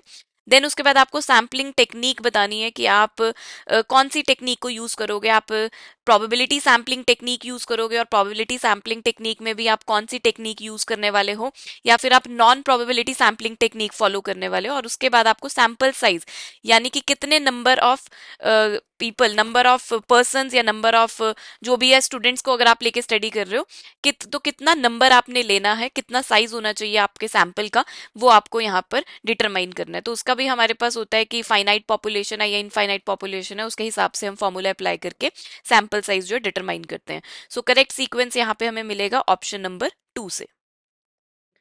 सो यहाँ पर हमारे पास क्वेश्चन है standard deviation of sampling distribution is called. बहुत ही इजी क्वेश्चन है। कौन से कॉन्सेप्ट की बात यहाँ पर की गई है? Standard deviation of sampling distribution is called standard error, है ना। यानी कि जो मेरा सैंपल स्टैटिस्टिक है, मान लो मीन जो है वो मेरे पॉपुलेशन पैरामीटर से कितना डेविएट कर रहा है, कितना वेरिएबल है, कितना डिस्पर्स कर रहा है, ऐसे कॉन्सेप्ट को बोला जाता है स्टैंडर्ड एरर। ठीक है, और किस तरीके से हम निकालते हैं स्टैंडर्ड एरर जो है? Population standard deviation divided by square root of sample size, right. और अगर हम सैम्पलिंग एरर की बात करें, बहुत सारे स्टूडेंट्स जो है ना वो सैम्पलिंग एरर और स्टैंडर्ड एरर के कॉन्सेप्ट को लेके कंफ्यूज होते हैं। तो एक बार थोड़ा सा मैं ब्रीफ कर देती हूँ यहाँ पे। देखो सैम्पलिंग एरर क्या है? It is the difference between sample statistic and the population parameter. ठीक है, इनके डिफरेंस को हम ये बोलते हैं। लेकिन जब हमें मेजर करना है वेरिएबिलिटी की सैंपल स्टैटिस्टिक मेरे पॉपुलेशन पैरामीटर से कितना डेविएट कर रहा है across different samples from the same population से, जो मेरा सैंपल स्टैटिस्टिक है डिफरेंट सैंपल्स का हमने देखना कितना डेविएट कर रहा है, ऐसे कॉन्सेप्ट को स्टैंडर्ड एरर बोला जाता है। सो उसकी वेरिएबिलिटी को जब हम मेजर करेंगे तो वो स्टैंडर्ड एरर है। और सिंपली जब हम डिफरेंस देखते हैं सैंपल स्टैटिस्टिक और टू पॉपुलेशन पैरामीटर के बीच में, वो सैम्पलिंग एरर है। अब सैम्पलिंग एरर जो है उसके किस वजह से होता है? वो हमने जो सैंपल पिक किया है, इंटायर पॉपुलेशन तो पिक नहीं कर सकते ना, सो सैंपल जो हमने पिक किया उसकी वजह से जो एरर हमारा देखने को मिल रहा है वो सैम्पलिंग एरर है। और स्टैंडर्ड एरर जो है वो नेचुरल वेरिएशंस जो सैंपल सिलेक्शन में हो रहे हैं, ठीक है ना, जो नेचुरल वेरिएशंस है इन डिफरेंट सैंपल सिलेक्शंस, वो हमारा क्या होता है? स्टैंडर्ड एरर का कॉज होता है। अब देखिए सैम्पलिंग एरर को हम प्रिसाइजली कंप्यूट नहीं कर सकते, कैलकुलेट नहीं कर सकते, एस्टिमेट कर सकते हैं सिर्फ उसको, लेकिन स्टैंडर्ड एरर को हम फॉर्मूला से आप उसको कंप्यूट कर सकते हो, मेजर कर सकते हो, है ना। और फॉर्मूला मैंने बता दिया, ये फॉर्मूला होता है। सो आई होप सैम्पलिंग एरर और स्टैंडर्ड एरर का डिफरेंस जो है यहाँ पर आपको इस क्वेश्चन के थ्रू क्लियर हो गया। वैसे तो बहुत ही सिंपल कॉन्सेप्ट आपसे पूछा गया था इस क्वेश्चन में, बट मैंने यहाँ पर कोशिश की है कि आपको एक बार सैम्पलिंग एरर और स्टैंडर्ड एरर में डिफरेंस बता दूं। इसके अलावा मेजरेबल एरर की बात करें तो मेजरेबल एरर का मतलब है कि ऐसे एरर्स जिनको हम क्वांटिफाई कर सकते हैं स्टैटिस्टिकल और मैथमेटिकल मेथड्स के थ्रू। जैसे रैंडम एरर हो गया, सिस्टमैटिक एरर हो गया, स्टैंडर्ड एरर भी जैसे हमने क्वांटिफाई कर पा रहे हैं, तो जिनको हम मेजर कर सकते हैं वो हमारे कौन से होंगे, मेजरेबल एरर होंगे। और प्रोबेबल एरर क्या होता है, रिलायबिलिटी देखने का काम आता है ना, जब हम कॉरिलेशन कॉफिशिएंट्स की रिलायबिलिटी को मेजर करते हैं, स्टैटिस्टिकल एस्टिमेट्स की रिलायबिलिटी को मेजर करने के काम जो है वो कौन सा होता है, प्रोबेबल एरर, राइट। सो यहाँ पर तो स्टैंडर्ड डेविएशन पूछा गया था सैम्पलिंग डिस्ट्रीब्यूशन में, तो उसको हम बोलते हैं स्टैंडर्ड एरर। सो करेक्ट आंसर है option number 3 is not correct. चलिए अब सैम्पलिंग के डिफरेंट मेथड्स को डिस्कस करते हैं। इसमें दो कैटेगरीज के अंडर फॉल करते हैं sampling methods, random sampling methods और नॉन प्रोबेबिलिटी सैम्पलिंग मेथड्स के अंडर।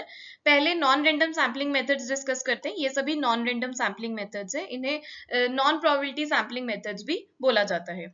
इसमें सबसे पहले हमारे पास है जजमेंटल सैम्पलिंग। इसमें रिसर्चर अपनी जजमेंट, अपनी नॉलेज, अपनी एक्सपीरियंस के अकॉर्डिंग सैंपल सेलेक्ट करता है। Then next is convenience sampling. इसमें रिसर्चर वो सैंपल सेलेक्ट करता है जो उसकी कन्वीनियंस में हो, जो उसको इजीली आसपास अवेलेबल हो, उन्हीं को सैंपल बना के वो इन्फॉर्मेशन जब कलेक्ट करता है तो उसे कन्वीनियंस सैम्पलिंग बोला जाता है। इसे अवेलेबिलिटी सैम्पलिंग भी बोला जाता है, grab sampling, accidental sampling, opportunity sampling, तो बहुत सारे नाम है कन्वीनियंस सैम्पलिंग के। Then we have quota sampling. So quota sampling जो है ये नॉन प्रोबेबिलिस्टिक वर्जन है स्ट्रेटिफाइड सैम्पलिंग मेथड का। स्ट्रेटिफाइड सैम्पलिंग मेथड जो है वो तो हमारा प्रोबेबिलिटी मेथड के अंडर कवर होता है ना, प्रोबेबिलिटी मेथड है वो तो हमारा। तो जो प्रोसीजर स्ट्रेटिफाइड सैम्पलिंग मेथड के लिए यूज किया जाता है वही सेम डिट्टो कोटा सैम्पलिंग के लिए फॉलो किया जाता है। बट कोटा में जो सैंपल सिलेक्ट करने का तरीका होता है वो नॉन रेंडम होता है। देखो दोनों केसेस में पॉपुलेशन को पहले म्यूचुअली एक्सक्लूसिव ग्रुप्स में डिवाइड किया जाता है, ठीक है, होमोजीनियस ग्रुप्स में डिवाइड किया जाता है। उन ग्रुप्स को हम स्ट्रेटा बोलते हैं और सिंगल ग्रुप को स्ट्रेटम बोला जाता है, ठीक है। और उन स्ट्रेटा में से अगर तो रेंडमली सैंपल सिलेक्ट किया जा रहा है तो उसे हम बोलेंगे स्ट्रेटिफाइड सैम्पलिंग मेथड। बट अगर उन स्ट्रेटा में से रिसर्चर अपनी जजमेंट या अपनी कन्वीनियंस के अकॉर्डिंग सैंपल सेलेक्ट कर रहा है तो उसे हम बोलेंगे कोटा सैम्पलिंग, राइट। नेक्स्ट है स्नोबॉल सैम्पलिंग। इस मेथड में जो सैंपल होते हैं वो नेटवर्क को यूज करके सिलेक्ट किए जाते हैं। इसमें रिसर्चर पहले अपने नेटवर्क में से 2-3 लोगों को अप्रोच करता है, फिर उनसे उन लोगों के बारे में पूछता है जिनसे वो इन्फॉर्मेशन कलेक्ट कर सकता है अपनी कंसर्न स्टडी को लेके। फिर ऐसे ही जिन रिस्पॉन्डेंट्स को उसने अप्रोच किया होता है वही respondents further other participants refer करते हैं जिनसे वो इन्फॉर्मेशन कलेक्ट कर सकता है। तो ऐसे करके सैंपल सेलेक्ट होते हैं और इन्फॉर्मेशन कलेक्ट की जाती है। बॉल मूव कर रही है यहाँ पे, ठीक है, इसलिए इसे स्नोबॉल सैम्पलिंग बोला जाता है। ये सैम्पलिंग यूज की जाती है when respondents are difficult to find on your own. जैसे ड्रग यूजर्स को अप्रोच करना है तो वो डिफिकल्ट है खुद से, इसलिए स्नोबॉल सैम्पलिंग यूज की जाती है, right. Then we have sequential sampling. इसमें सैंपल्स सीक्वेंस में सिलेक्ट होते हैं, एक के बाद एक सिलेक्ट होता है, यानी कि पहले रिसर्चर अपनी जजमेंट के अकॉर्डिंग सैंपल सिलेक्ट करता है और तब तक सिलेक्ट करता रहता है जब तक फाइनल कंक्लूजन नहीं मिल जाता उसे अपने पर्टिकुलर कंडीशन के सपोर्ट में, ठीक है। तो पहले सैंपल उसने अपनी जजमेंट के अकॉर्डिंग सिलेक्ट किया, ठीक है, फिर उसके ऊपर टेस्टिंग करी, अगर कंक्लूजन मिल जाता है तो वो एक्सपेरिमेंट एंड कर देता है। बट अगर कंक्लूजन नहीं मिलता है कंडीशन के सपोर्ट में तो वो दोबारा से सैंपल कलेक्ट करता है और तब तक करता रहता है जब तक फाइनल कंक्लूजन उसको नहीं मिल जाता है। और यहाँ पे सैंपल का जो साइज है वो प्री डिफाइंड नहीं होता है, ठीक है। तो ये सब थे हमारे non probability sampling methods, judgmental sampling, convenience sampling, quota sampling method, snowball sampling and sequential sampling. अब हम आते हैं रेंडम सैम्पलिंग मेथड्स की तरफ। इसमें हमारे पास सिंपल रैंडम सैम्पलिंग मेथड्स हैं, जिसमें लॉटरी मेथड है जिसे चिट मेथड भी बोलते हैं। इसमें क्या होता है कि हर एक इंडिविजुअल को नंबर असाइन कर देते हैं और सेम नंबर चिट पे भी लिख देते हैं, ठीक है। फिर सैंपल साइज के अकॉर्डिंग रेंडमली चिट पिक करते हैं और हमारा जो सैंपल है वो सेलेक्ट होता है। Then we have pack of cards method. इसमें यूनिक कार्ड्स यूज किए जाते हैं इंस्टेड ऑफ चिट्स। और ऐसे ही हमारे पास टेबल ऑफ रेंडम नंबर्स है, इसे हम मैकेनिकल रेंडमाइजेशन मेथड भी बोलते हैं। इसमें सिंपली जैसे टिप पे टेबल पॉसिबल है उसे यूज किया जाता है सैंपल सेलेक्ट करने के लिए। ठीक है, स्ट्रैटिफाइड सैम्पलिंग हम ऑलरेडी डिस्कस कर चुके हैं। अब बात करते हैं क्लस्टर सैम्पलिंग की।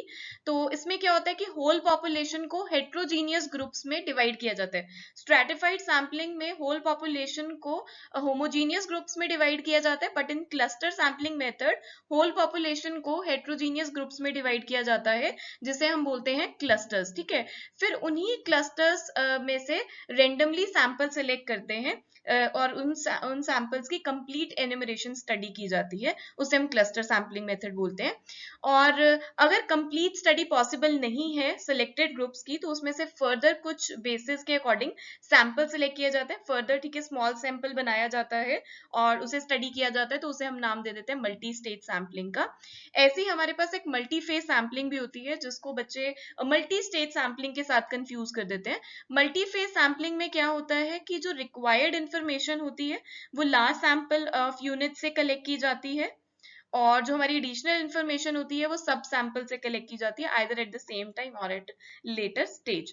इसके बाद है सिस्टमैटिक सैम्पलिंग मेथड, जिसमें सैंपल सबसे पहले रेंडमली सेलेक्ट किया जाता है इंटरवल के अकॉर्डिंग। ठीक है, पहले सबसे पहले यहाँ पे इंटरवल डिटरमाइन किया जाता है एडवांस में। कैसे हम कैलकुलेट करते हैं, capital N divided by small N. Capital N is total population, total size of the population, and N is the sample size. इसके अकॉर्डिंग हम क्या करते हैं, इंटरवल अपना कैलकुलेट कर लेते हैं, और जो हमारा इंटरवल होता है उसमें सबसे पहले हम रेंडमली सैंपल सेलेक्ट करते हैं, और उसके बाद फिक्स इंटरवल के बेसिस पे यानी कि प्री डिटरमाइंड पैटर्न के अकॉर्डिंग फर्दर सैंपल सेलेक्ट किए जाते हैं। ठीक है, तो इसके लिए बट ये याद रखना है कि पॉपुलेशन को पहले सबसे पहले ऑर्डर में लगाया जाता है, चाहे न्यूमेरिकली, ज्योग्राफिकली या फिर अल्फाबेटिकली ऑर्डर में लगाया जाता है, और उसके बाद इंटरवल के बेसिस पे सैंपल सेलेक्ट किए जाते हैं। ठीक है, तो ये थे हमारे रैंडम सैम्पलिंग मेथड्स। ठीक है, simple random sampling method, stratified, cluster, multi stage, multi phase and systematic sampling method. Multi phase जो है वो एक सिंपली रिसर्च डिजाइन है, बस आपको ये याद रखना है। ठीक है, अब देखिए सैम्पलिंग करते टाइम रिसर्चर दो तरह के एरर्स फेस करता है, सैम्पलिंग एरर्स और it can be non sampling errors. Sampling errors वो एरर्स होते हैं जिसमें सैंपल स्टैटिस्टिक वैल्यू और पॉपुलेशन पैरामीटर वैल्यू में डिफरेंस आ जाता है। अगर सैंपल स्टैटिस्टिक वैल्यू और पॉपुलेशन पैरामीटर वैल्यू में डिफरेंस देखने को मिलता है, दैट रिप्रेजेंट सैम्पलिंग एरर। अब इसके अकर होने के क्या रीजंस हैं कि आपने non probability sampling techniques use कर लिया instead of probability sampling techniques. Properly आपने डिफाइन नहीं किया पॉपुलेशन को, सैम्पलिंग यूनिट्स को आपने रॉन्गली डिफाइन कर दिया, इनएडिक्वेट सैम्पलिंग फ्रेम है आपका, तो ये सब बायस सैम्पलिंग एरर्स हैं। ठीक है, ऐसे ही अनबायस सैम्पलिंग एरर्स होते हैं which are due to chance. ठीक है, ये अनअवॉइडेबल एरर्स होते हैं, कॉम्पनसेटिंग एरर्स और नॉन क्यूमुलेटिव एरर्स भी बोला जाता है। और क्या मेथड्स हैं सैम्पलिंग एरर्स को कंट्रोल करने के, कि आप सैंपल साइज अपना बढ़ा दो, larger the sample size less the sampling error, proper stratification करो, सैंपल डिजाइन अच्छा होना चाहिए, इंटेंसिव स्टडी होनी चाहिए। ठीक है, और इफेक्टिव इन्वेस्टिगेटिंग टेक्निक्स आपको यहाँ पर यूज करने हैं अपनी कंसर्न स्टडी के लिए। Then we have non sampling errors which occurs due to the factors other than sampling. Non sampling errors planning stage पे, फील्ड वर्क स्टेज पे देखने को मिलते हैं, जैसे स्केल में एरर है आपके, सिलेक्टिंग इंस्ट्रूमेंट्स में एरर है आपके, डेटा कलेक्शन के टाइम पे, एडिटिंग, कोडिंग, टेबुलेटिंग के टाइम पे। ठीक है, वहां पर हमें नॉन सैम्पलिंग एरर्स देखने को मिलते हैं, तो आपने याद रखना है planning stage, field work stage पे नॉन सैम्पलिंग एरर्स अक्कर होते हैं।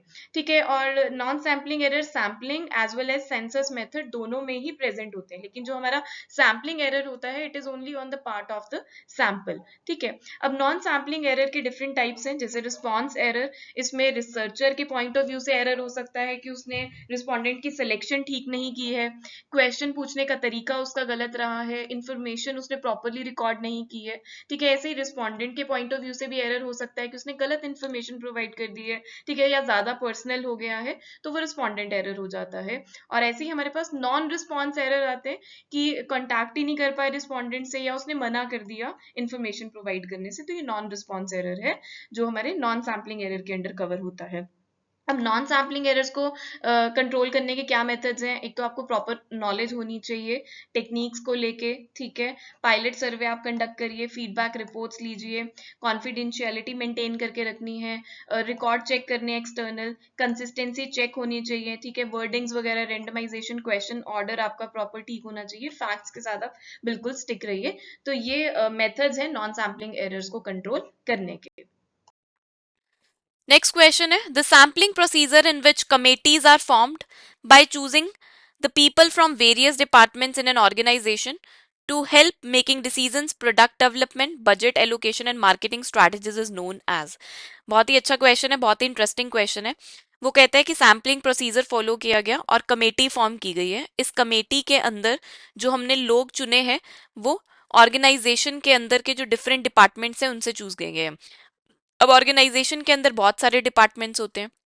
मान लो मार्केटिंग डिपार्टमेंट है, एचआर डिपार्टमेंट है, फाइनेंस डिपार्टमेंट है, सेल्स डिपार्टमेंट है, ठीक है, प्रोडक्शन डिपार्टमेंट है। अब प्रोडक्ट को डेवलप करना है, ठीक है, बजट एलोकेट करना है, मार्केटिंग स्ट्रैटेजीज बनानी है, तो हर डिपार्टमेंट में से हमने डिफरेंट मतलब हमने लोग चूज करे और एक कमेटी फॉर्म करी है। तो ये जो कमेटी फॉर्म करी है, इसकी जो नेचर है, ये जो ग्रुप फॉर्म किया है, इसका नेचर कैसा है? हेट्रोजीनियस नेचर है। तो हेट्रोजीनियस नेचर की अगर ग्रुपिंग है तो उसका मतलब क्या हुआ कि क्लस्टर सैम्पलिंग हमने यूज करी है। स्ट्रैटिफाइड सैम्पलिंग तो तब होता है अगर इसके अंदर मार्केटिंग वाले ही लोग होते, इसके अंदर एचआर वाले ही लोग होते, एक ग्रुप के अंदर होमोजीनियस यानी कि सिमिलर कैरेक्टरिस्टिक्स वाले अगर पीपल होते, लोग होते, तो वो हम स्ट्रैटिफाइड सैम्पलिंग उसे कहते हैं। लेकिन यहाँ पे तो डिफरेंट डिपार्टमेंट से लोग चुने गए हैं, तो हेट्रोजीनियस नेचर का है ये ग्रुप, तो इसलिए इसे हम बोलेंगे cluster sampling. Next question, which of the following are non random sampling techniques? आपको नॉन रैंडम सैम्पलिंग टेक्निक्स बतानी है। सो क्लस्टर सैम्पलिंग हमारी क्या है? रैंडम सैम्पलिंग टेक्निक है। सिस्टमैटिक सैम्पलिंग भी रैंडम सैम्पलिंग टेक्निक है। कोटा सैम्पलिंग हमारी नॉन रैंडम है। पर्पसिव सैम्पलिंग हमारी नॉन रैंडम यानी कि नॉन प्रोबेबिलिटी सैम्पलिंग है। मल्टी स्टेज हमारी रैंडम सैम्पलिंग टेक्निक है। सो सी और डी जो है ये हमारे नॉन रैंडम यानी कि नॉन प्रोबेबिलिटी सैम्पलिंग टेक्निक्स है, तो करेक्ट आंसर यहाँ पर बनेगा option 2। Next question, which of the following is not a non-probability method of selecting samples from a population? Again a very direct question, यानी कि अब मैं स्टैटिस्टिक्स के क्वेश्चंस भी, रिसर्च के क्वेश्चंस आपके साथ डिस्कस कर रही हूँ, तो वो भी डायरेक्ट क्वेश्चंस देखने को मिल रहे हैं। तो इस बार तो मुझे लगता है कि एग्जामिनेशन में किसी भी तरीके की प्रॉब्लम आई ही नहीं होगी इकोनॉमिक्स और रिसर्च मेथडोलॉजी के क्वेश्चंस को कवर अप करने में। नॉन प्रोबेबिलिटी कौन सा मेथड नहीं है इसमें से? जजमेंट सैम्पलिंग नॉन प्रोबेबिलिटी है, कन्वीनियंस सैम्पलिंग नॉन प्रोबेबिलिटी है, मल्टी स्टेज सैम्पलिंग ये हमारा प्रोबेबिलिटी सैम्पलिंग मेथड है, पर्पसिव सैम्पलिंग ये हमारा नॉन प्रोबेबिलिटी है। नॉन प्रोबेबिलिटी यानी कि जहां पर आपकी जजमेंट, आपके कन्वीनियंस, आपका फायदा देखा जा रहा है, आपका पर्पस सॉल्व हो रहा है, वो हमारा नॉन प्रोबेबिलिटी है, यानी कि जहां पे बायसनेस की बात हो रही है। तो सब में बायसनेस की बात हो रही है, लेकिन मल्टी स्टेज सैम्पलिंग की बात करें तो यानी कि हर स्टेज पे जब आप अपने सैंपल को चूज कर रहे हो, यानी कि जैसे मल्टी स्टेज की बात करें, पहले आपने डिस्ट्रिक्ट ले लिया, फिर आपने विलेजेस ले लिए, फिर आप इंडिविजुअल्स पे आए, तो हर स्टेज पे जो आपके सैंपल सिलेक्ट हो रहे हैं वो रेंडम बेसिस पे हो रहे हैं, और कोई भी रेंडम मेथड आप लगा रहे हैं, चाहे वो आपका सिस्टमैटिक है फिर चाहे रेंडम है। तो थर्ड हमारा not a non probability method. अगला सवाल, which of the following are probability sampling methods? इससे पहले हमने क्वेश्चन डिस्कस किया था जहां पे आपसे पूछा गया था कि आपको non probability sampling method identify करना है। सो यहाँ पे प्रोबेबिलिटी सैम्पलिंग मेथड आइडेंटिफाई करना है। कोटा सैम्पलिंग हमारा नॉन प्रोबेबिलिटी है, पर्पसिव सैम्पलिंग भी हमारा नॉन प्रोबेबिलिटी है, multi stage sampling probability sampling है, क्लस्टर हमारा प्रोबेबिलिटी सैम्पलिंग है, सिस्टमैटिक सैम्पलिंग भी हमारा प्रोबेबिलिटी सैम्पलिंग है। सो सी डी ई जो है ये हमारे प्रोबेबिलिटी सैम्पलिंग मेथड्स हैं। सो करेक्ट आंसर यहाँ पे बनेगा option 3। Now moving further, hypothesis testing की बात करते हैं। So hypothesis are the guesses about concern variables in the study, और you can say tentative statements, ऐसे स्टेटमेंट्स जिनकी टेंटेबिलिटी को अभी टेस्ट करना बाकी होता है। सो इन स्टेटमेंट्स की टेंटेबिलिटी को जब हम टेस्ट करते हैं एक फॉर्मल प्रोसीजर अप्लाई करके, उसे हाइपोथेसिस टेस्टिंग बोला जाता है। और यही हाइपोथेसिस टेस्टिंग हमें पॉपुलेशन पैरामीटर से रिलेटेड कंक्लूजन प्रोवाइड करने में हेल्प करती है। सो दो तरह के हाइपोथेसिस सेट किए जाते हैं, null hypothesis and alternate hypothesis. Null hypothesis को H0 या फिर H नोट से डिनोट किया जाता है। नल हाइपोथेसिस कहता है कि जो वेरिएबल्स कंसीडर किए गए हैं आपकी स्टडी में, उनके बीच में सिग्निफिकेंट डिफरेंस नहीं है, उनके बीच में सिग्निफिकेंट रिलेशनशिप नहीं है, इसलिए इसको इक्वल टू साइन से फॉलो किया जाता है। और अगर नल हाइपोथेसिस एक्सेप्ट हो जाते हैं तो ये माना जाता है कि अगर कोई थोड़ा बहुत डिफरेंस आया भी है तो वो बाय चांस है, सैम्पलिंग फ्लक्चुएशन की वजह से है। Then we have opposite of null hypothesis, that is alternate hypothesis. Alternate hypothesis को H1 या फिर HA से डिनोट किया जाता है। ऑल्टरनेट हाइपोथेसिस कहता है कि वेरिएबल्स के बीच में सिग्निफिकेंट डिफरेंस है, एक वेरिएबल का दूसरे वेरिएबल पे सिग्निफिकेंट इफेक्ट है, सिग्निफिकेंट रिलेशनशिप यहाँ पे होल्ड करता है, इसलिए इसे लेस देन और ग्रेटर देन साइन से फॉलो किया जाता है। और ऑल्टरनेट हाइपोथेसिस अगर एक्सेप्ट हो जाता है तो ये इंडिकेट करता है कि डिफरेंस अगर एग्जिस्ट कर रहा है तो it is due to some real causes. आगे हमारे पास है टाइप 1 एरर और टाइप 2 एरर। सो ये दो तरह के एरर्स हैं जिन्हें हाइपोथेसिस टेस्टिंग के टाइम पे फेस किया जाता है। सो टाइप 1 एरर बताता है कि कितनी प्रोबेबिलिटी है कि नल हाइपोथेसिस ट्रू होने के बावजूद रिजेक्ट हो जाए, और टाइप 2 एरर हमें बताता है कि कितनी प्रोबेबिलिटी है कि नल हाइपोथेसिस फॉल्स होने के बावजूद एक्सेप्ट हो जाए। इसे ऐसे समझते हैं, लेट्स से नल हाइपोथेसिस कहता है कि there is no significant difference, but हम ये कंक्लूड कर दें कि डिफरेंस एग्जिस्ट करता है, जबकि एक्चुअली में डिफरेंस एग्जिस्ट नहीं करता। नल हाइपोथेसिस तो कह रहा है कि there is no significant difference, और हम ये कह रहे हैं, हम ये कंक्लूड कर रहे हैं कि डिफरेंस एग्जिस्ट करता है, मतलब कि नल हाइपोथेसिस को हम यहाँ पे रिजेक्ट कर रहे हैं, तो ये हो जाएगा हमारा टाइप 1 एरर। और अगर हम ये कंक्लूड करें कि डिफरेंस एग्जिस्ट नहीं करता, जबकि एक्चुअली में डिफरेंस एग्जिस्ट करता है, यानी कि नल हाइपोथेसिस जो कह रहा है हम उसको एक्सेप्ट कर रहे हैं, जबकि एक्चुअली में डिफरेंस एग्जिस्ट करता है ना, वो फॉल्स है नल हाइपोथेसिस, तो यहाँ पे जो हमारा एरर होगा वो कौन सा होगा, टाइप 2 एरर। और हम यहाँ पे नल हाइपोथेसिस की बात कर रहे हैं क्योंकि नल हाइपोथेसिस को ही टेस्ट किया जाता है, उसी की वेरिफिकेशन की जाती है, ठीक है। सो टाइप 1 एरर को अल्फा से डिनोट किया जाता है, इसे सिग्निफिकेंस लेवल भी बोला जाता है, false positive, error of first kind, error of commission, alpha error, ये सभी टाइप 1 एरर के नेम्स हैं। और टाइप 2 एरर को बीटा से डिनोट किया जाता है, इसे false negative, error of second kind, error of commission, beta error, और इसे पावर ऑफ बीटा से रिलेट किया जाता है। और टाइप 1 एरर को कंट्रोल किया जा सकता है bye fixing it at lower level, but दोनों एरर्स को साइमल्टेनियसली रिड्यूस नहीं किया जा सकता है। चलिए हाइपोथेसिस टेस्टिंग के प्रोसीजर की बात करें तो these are the steps which need to be followed. सबसे पहले नल और ऑल्टरनेट हाइपोथेसिस सेट किया जाता है, उसके बाद सिग्निफिकेंस लेवल का क्राइटेरिया सेट किया जाता है, then we move to the collection of the data, और जो डेटा हमने कलेक्ट किया है उसके बेसिस पे डिसाइड किया जाता है कि कौन सा स्टैटिस्टिकल टेस्ट परफॉर्म होगा, जो हमारा डेटा है वो कौन से पर्टिकुलर स्टैटिस्टिकल टेस्ट की कंडीशंस उसके असम्पशंस को फुलफिल कर रहा है, तो अकॉर्डिंगली वो पर्टिकुलर टेस्ट परफॉर्म किया जाता है। And then on the basis of the formulas हम टेस्ट स्टैटिस्टिक वैल्यू कैलकुलेट करते हैं, फिर उसके बाद क्रिटिकल वैल्यू फाइंड आउट की जाती है। अब दोनों वैल्यूज हमारे पास आ गई हैं, टेस्ट स्टैटिस्टिक वैल्यू और क्रिटिकल वैल्यू, दोनों को कंपेयर किया जाता है, and then on the basis of comparison decision लिया जाता है either to reject the null hypothesis और not to reject the null hypothesis, right.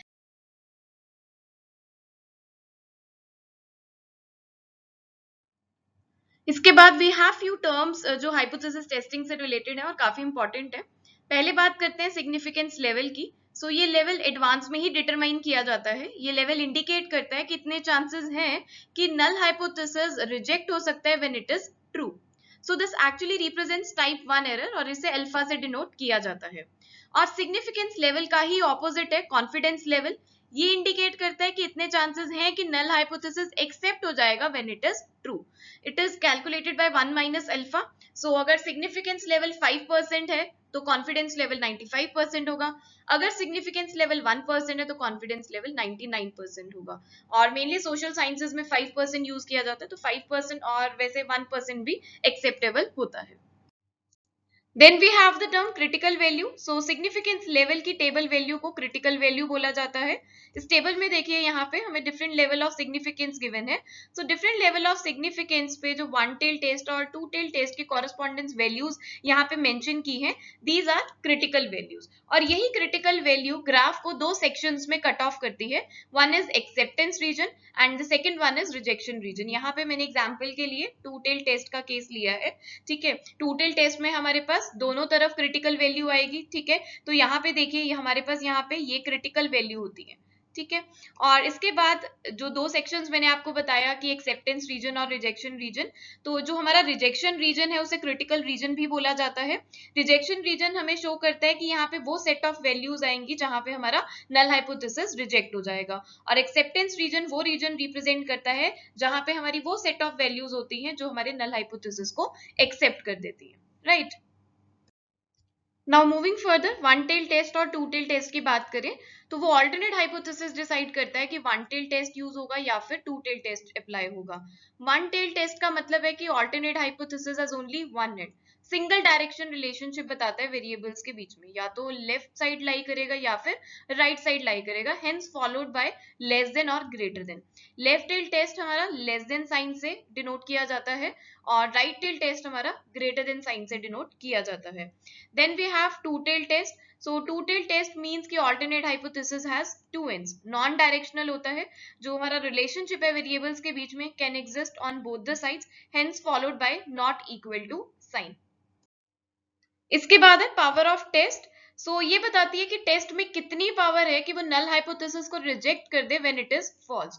तो एक्चुअली ये इंडिकेट करती है probability of avoiding type 2 error, क्योंकि टाइप 2 एरर तो वो एरर है ना जिसमें हम ये देखते हैं कि नल हाइपोथेसिस एक्सेप्ट हो रहा है व्हेन इट इज फॉल्स, है ना, तो फॉल्स होने के बावजूद एक्सेप्ट हो रहा है, तो उसी की avoidance is called power of test and it is affected by alpha. Alpha यानी कि हमारा significance level, so lower the significance level lower the power of test. Type 2 error से भी अफेक्ट होती है। इसके बाद इफेक्ट साइज यानी कि वेरिएंस, तो smaller the variance yields higher power, और सैंपल साइज से भी अफेक्ट होती है, तो जितना ज्यादा सैंपल साइज होता है उतना ज्यादा अच्छी पावर होती है टेस्ट की, ठीक है। तो these are the factors which affect the power of a test. Then we have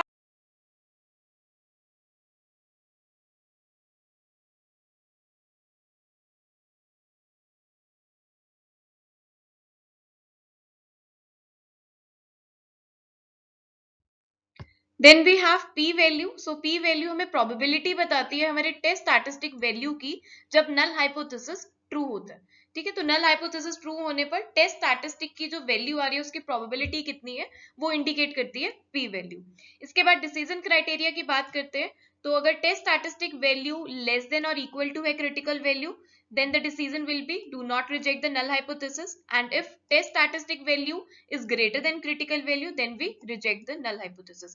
इसके अलावा p वैल्यू को सिग्निफिकेंस लेवल के साथ कंपेयर करके भी डिसीजन लिया जा सकता है। So p value is less than equal to alpha, then we reject the null hypothesis, और अगर p value greater than equal to alpha है then we fail to reject the null hypothesis, right. Next question, arrange the following steps of hypothesis testing in a proper sequence. So examiner का again ये one of the favourite topic है hypothesis testing का process. Steps आपको given है, proper sequence में लगाना है। सो सबसे पहला स्टेप क्या होता है, stating the null hypothesis and alternative hypothesis.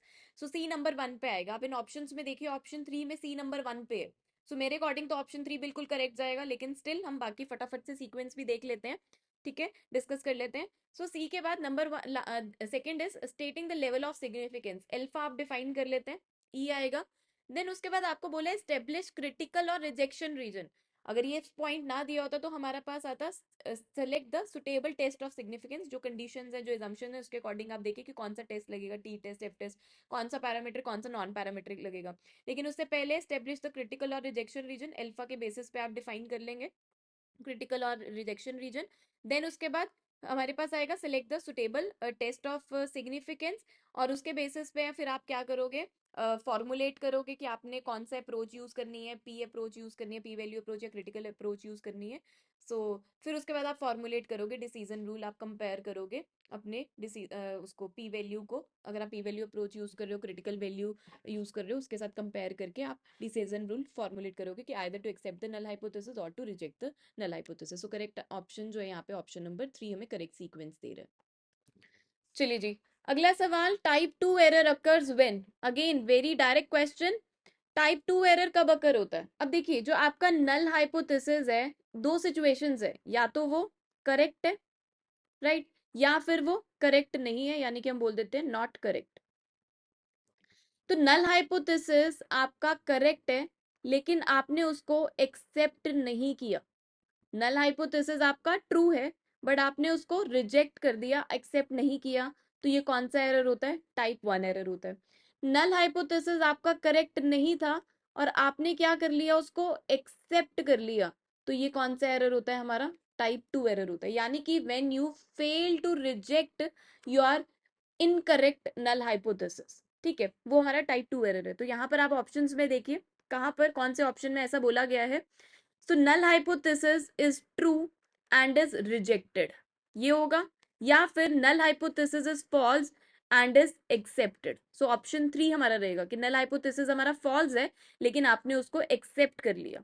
ठीक है, करेक्ट आंसर ऑप्शन 3 रहेगा। और अगर ऐसा होता कि नल हाइपोथेसिस हमारा ट्रू है लेकिन आपने उसको रिजेक्ट कर दिया तो वो हमारा टाइप 1 एरर होता। ठीक है जी। चलिए आगे बढ़ते हैं, different types of statistical test की बात करते हैं।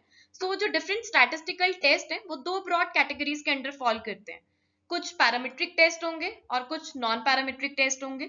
सो पैरामीट्रिक टेस्ट हमारे वो टेस्ट होते हैं जो अप्लाई किए जाते हैं जो पॉपुलेशन पैरामीटर से रिलेटेड इंफॉर्मेशन अवेलेबल होती है और हम assumptions इजीली बना पाते हैं, और पॉपुलेशन जो होती है वो नॉर्मली डिस्ट्रीब्यूटेड होती है। सबसे इंपॉर्टेंट assumption हमारी यही है कि पॉपुलेशन नॉर्मली डिस्ट्रीब्यूटेड होती है, राइट। और नॉन पैरामीट्रिक टेस्ट हमारे अप्लाई होते हैं जब पैरामीट्रिक टेस्ट की assumptions फुलफिल नहीं होती है, हमारे पास पॉपुलेशन पैरामीटर से रिलेटेड इंफॉर्मेशन अवेलेबल नहीं होती है एंड जो हमारा पॉपुलेशन होता है वो नॉर्मली डिस्ट्रीब्यूटेड नहीं होता है, राइट। इसके अलावा पैरामीट्रिक टेस्ट हमारा क्वांटिटेटिव डेटा के केसेस में अप्लाई होता है। सेंट्रल टेंडेंसी यहाँ पे मीन यूज की जाती है। स्केल ऑफ मेजरमेंट या तो इंटरवल होता है या फिर रेशो होता है। पैरामीट्रिक टेस्ट ज्यादा पावरफुल कंसीडर किए जाते हैं और लेस रॉबस्ट कंसीडर किए जाते हैं। Non parametric test qualitative data के केसेस में अप्लाई होते हैं। यहाँ पे सेंटर टेंडेंसी वैल्यू जो होती है वो मीडियन यूज की जाती है। Scale of measurement either ordinal होता है या फिर नॉमिनल होता है। और non parametric test less powerful but more robust consider किए जाते हैं। पैरामीट्रिक टेस्ट के अंदर हमारे पास Z test, T test, F test, ANOVA cover up होते हैं। और नॉन पैरामीट्रिक टेस्ट में हमारे पास chi square test, Mann Whitney U test, Kruskal Wallis test, Spearman rank correlation test, Wilcoxon sign rank test, Friedman test, ये सब non parametric test है। Now one by one सभी स्टैटिस्टिकल टेस्ट को cover up करते हैं, quickly revise कर लेते हैं। So first we have is Z test. Z test को इंट्रोड्यूस किया था फिशर ने। जेड टेस्ट यूज किया जाता है जब दो ग्रुप्स के मीन्स को कंपेयर करना हो बट ऑन द कंडीशन कि पॉपुलेशन स्टैंडर्ड डेविएशन नोन हो और सैंपल साइज लार्ज हो। लार्ज मीन्स कि ग्रेटर देन इक्वल टू 30 हो। ये दोनों कंडीशंस फुलफिल हो रही है तो जेड टेस्ट अप्लाई होगा। अब एप्लीकेशन की बात करें तो जैसे मैंने बोला कि दो ग्रुप्स को कंपेयर करना है तो कंपैरिजन किसी भी तरीके का हो सकता है। सैंपल मीन को पॉपुलेशन मीन से कंपेयर करना हो तो उसके लिए one sample Z test apply होता है और ये पर्टिकुलर फॉर्मूला यूज किया जाता है, sample mean minus population mean divided by population standard deviation, right. और अगर दो इंडिपेंडेंट ग्रुप के मीन्स में कंपैरिजन करना है तो two sample Z test apply होता है। उसके लिए फॉर्मूला हमारा ये लगता है, ठीक है। यहाँ पे ये जो x1 है, ठीक है, ये हमारा है सैंपल मीन और ये जो म्यू है ये पॉपुलेशन मीन। इसके अलावा सैंपल प्रोपोर्शन को पॉपुलेशन प्रोपोर्शन से कंपेयर करना हो तो one sample Z test for proportion apply होता है। यहाँ पे जो स्मॉल p है it refers to sample proportion और पाई जो है ये पॉपुलेशन प्रोपोर्शन है और n refers to sample size, right. और इसके अलावा अगर हमें दो ग्रुप्स के प्रोपोर्शन को कंपेयर करना हो तो two sample Z test for proportion लगता है और उसके लिए ये पर्टिकुलर फॉर्मूला अप्लाई किया जाता है। यहाँ पे p hat refers to sample proportion. वैसे भी मैंने आपको बताए हुए हैं सारी नोटेशंस, तो आपको वो सारी नोटेशंस याद रखनी है। p हैट सैंपल प्रोपोर्शन होगा, स्मॉल p यूज किया जा रहा है तो वो भी हमारा सैंपल प्रोपोर्शन होगा, पाई यूज हो रहा है, कैपिटल P यूज हो रहा है तो वो पॉपुलेशन प्रोपोर्शन होता है, राइट। और इसके अलावा जेड टेस्ट जो होता है वो नॉर्मल प्रोबेबिलिटी डिस्ट्रीब्यूशन बेस्ड होता है जिसकी range minus infinity two plus infinity very करती है। इस टेस्ट के एजम्पशन की बात करें तो हमारे पास इस टेस्ट के assumptions की बात करें तो इंडिपेंडेंट ऑब्जर्वेशंस होनी चाहिए, नॉर्मल डिस्ट्रीब्यूशन फॉलो होना चाहिए, रैंडम सैंपल्स सेलेक्ट होने चाहिए और होमोजेनिटी ऑफ वेरिएंस हमारी यहाँ पे होनी चाहिए, ठीक है। और ये वाली जो हमारी assumptions हैं वो सभी पैरामीट्रिक टेस्ट पे अप्लाई होती हैं, तो वो आपको याद रखनी है सभी पैरामीट्रिक टेस्ट के लिए जो फर्दर हम डिस्कस करेंगे। Now moving to T test, इसे इंट्रोड्यूस किया था WS गॉसेट ने। टी टेस्ट को यूज किया जाता है वही अगर हमें दो ग्रुप्स में कंपैरिजन करना हो but on the condition population standard deviation unknown हो और सैंपल साइज हमारा लेस देन 30 हो। तो सैंपल साइज अगर लेस देन 30 है तो उसके लिए टी टेस्ट यूज किया जाता है। इट मीन्स कि T test small sample test है और जेड टेस्ट हमारा लार्ज सैंपल टेस्ट है। टी टेस्ट की एप्लीकेशन की बात करें तो तीन तरीके से देखी जाती है। अगर हमें सैंपल मीन को पॉपुलेशन मीन से कंपेयर करना है तो one sample T test use किया जाता है और ये पर्टिकुलर फॉर्मूला यूज किया जाता है। इसके लिए हमें डिग्री ऑफ फ्रीडम कैलकुलेट करनी होती है यानी कि क्रिटिकल वैल्यू देखने के लिए, तो डिग्री ऑफ फ्रीडम यहाँ पे यूज होती है n-1। इसके बाद है हमारे पास टू इंडिपेंडेंट ग्रुप्स में कंपैरिजन करना हो तो उसके लिए इंडिपेंडेंट सैंपल टी टेस्ट लगता है। यहाँ पे हम दो अनरिलेटेड ग्रुप्स में कंपैरिजन करते हैं, जैसे मेल्स और फीमेल्स के मीन मार्क्स को कंपेयर करना है, ठीक है, अनरिलेटेड ग्रुप्स को कंपेयर करना है तो independent sample T test use किया जाता है और ये पर्टिकुलर फॉर्मूला यूज किया जाता है। और यहाँ पे डिग्री ऑफ फ्रीडम हमारी होती है n1 प्लस n2 माइनस 2, दो ग्रुप्स है ना, इस तरीके से कैलकुलेट की जाती है। और इसके बाद है हमारे पास डिपेंडेंट सैंपल टी टेस्ट। तो डिपेंडेंट सैंपल टी टेस्ट हमें कहता है कि अगर हमें दो रिलेटेड ग्रुप्स में कंपैरिजन करना है, जैसे प्री टेस्ट और पोस्ट टेस्ट हमें देखना है किसी सब्जेक्ट मैटर का, दो डिफरेंट कंडीशंस में हमें टेस्टिंग करनी है, तो उसके लिए dependent sample T test apply होता है। इसे रिलेटेड टी टेस्ट भी बोला जाता है, पेयर टी टेस्ट भी बोला जाता है और रिपीटेड मेजर टी टेस्ट भी बोला जाता है। और क्रिटिकल वैल्यू देखने के लिए डिग्री ऑफ फ्रीडम हमारा यूज होता है n-1 यहाँ पे। और टी टेस्ट टी डिस्ट्रीब्यूशन को फॉलो करता है और जिसकी रेंज होती है -∞ to +∞। T distribution less peaked होता है देन नॉर्मल डिस्ट्रीब्यूशन। और यहाँ पे मीन मीडियन मोड जो है वो इक्वल टू 0 होते हैं for v is equal to 1। Variance यहाँ पे होता है v divided by v-2। v यहाँ पे क्या है, डिग्री ऑफ फ्रीडम, याद रखना है आपको, ठीक है। और स्क्यूनेस हमारा 0 के इक्वल होता है। और कंक्लूजन में यहाँ पे ये रहता है कि larger the T score state that कि ग्रुप्स जो है हमारे वो डिफरेंट है, और स्मॉलर टी स्कोर आ रहा है हमारे पास वो स्टेट करता है कि groups are similar, right. Coming to F test now. So जब ये देखना हो कि दो सैंपल ग्रुप्स जो ड्रॉ किए गए हैं दो डिफरेंट पॉपुलेशन से, whether they have same variance और नॉट, उसके लिए एफ टेस्ट यूज किया जाता है। So it is simply a ratio of two variance, इसलिए इसे वेरिएंस रेशियो टेस्ट भी बोला जाता है। इसे इंट्रोड्यूस किया था आर ए फिशर ने। F test is named in the honour of R A Fisher, ठीक है। और इसके लिए फॉर्मूला होता है हमारे पास larger estimate of variance divided by smaller estimate of variance, ठीक है। एफ टेस्ट हम इस तरीके से कैलकुलेट करते हैं। यहाँ पे अगर सैंपल के बेसिस पे गिवन है तो ये फॉर्मूला यूज किया जाएगा, अगर पॉपुलेशन के पैरामीटर्स हमें इन्फॉर्मेशन गिवन है तो ये फॉर्मूला यूज किया जाता है, ठीक है। और यहाँ पे हमारे पास स्टैंडर्ड डेविएशन या वेरिएंस किस तरीके से कैलकुलेट किया जाता है, समेशन ऑफ जो हमारा फॉर्मूला होता है x माइनस एक्स बार का स्क्वायर डिवाइडेड बाय n-1। और अगर पॉपुलेशन के बेसिस है तो सिर्फ n यूज किया जाता है हमारा, ठीक है। और जिस ग्रुप का वेरिएंस ज्यादा होता है that will be placed in the numerator. और अकॉर्डिंगली डिग्री ऑफ फ्रीडम हमारा यहाँ पे होता है v1 न्यूमरेटर के लिए है n1-1 और v2 डिनोमिनेटर के लिए degree of freedom that is n2-1। f distribution यहाँ पे फॉलो होती है जो पॉजिटिवली स्क्यूड होती है, जिसकी रेंज होती है हमारी 0 टू इंफिनिटी तक। मीन यहाँ पे होता है v2 divided by v2-2 for v2 is greater than 2। और वेरिएंस के लिए ये फॉर्मूला यूज किया जाता है फॉर v2 ग्रेटर देन 4। चलिए आगे बढ़ते हैं, अनोवा को डिस्कस करते हैं। सो अनोवा को भी आर ए फिशर ने 1920 में डेवलप किया था। अनोवा यूज किया जाता है जब दो से ज्यादा इंडिपेंडेंट ग्रुप्स में कंपैरिजन करना हो। अनोवा की फर्दर दो टाइप्स हैं, वन वे अनोवा और टू वे अनोवा। सो जब एक इंडिपेंडेंट वेरिएबल के more than two independent groups हो और उनमें कंपैरिजन करना हो on the basis of one dependent variable, उसके लिए वन वे अनोवा यूज किया जाता है। और अगर दो इंडिपेंडेंट वेरिएबल्स हैं और उनके फर्दर बहुत सारे इंडिपेंडेंट ग्रुप्स हैं, उनमें कंपैरिजन करना हो तो उसके लिए टू वे अनोवा यूज किया जाता है। अनोवा में भी एफ डिस्ट्रीब्यूशन को यूज किया जाता है और यहाँ पे फॉर्मूला हमारा रहता है mean sum of square between the groups divided by mean sum of square within the groups. और एफ टेस्ट में जो एफ डिस्ट्रीब्यूशन की सभी प्रॉपर्टीज हमने पढ़ी वो सब यहाँ पर भी एप्लीकेबल होती हैं।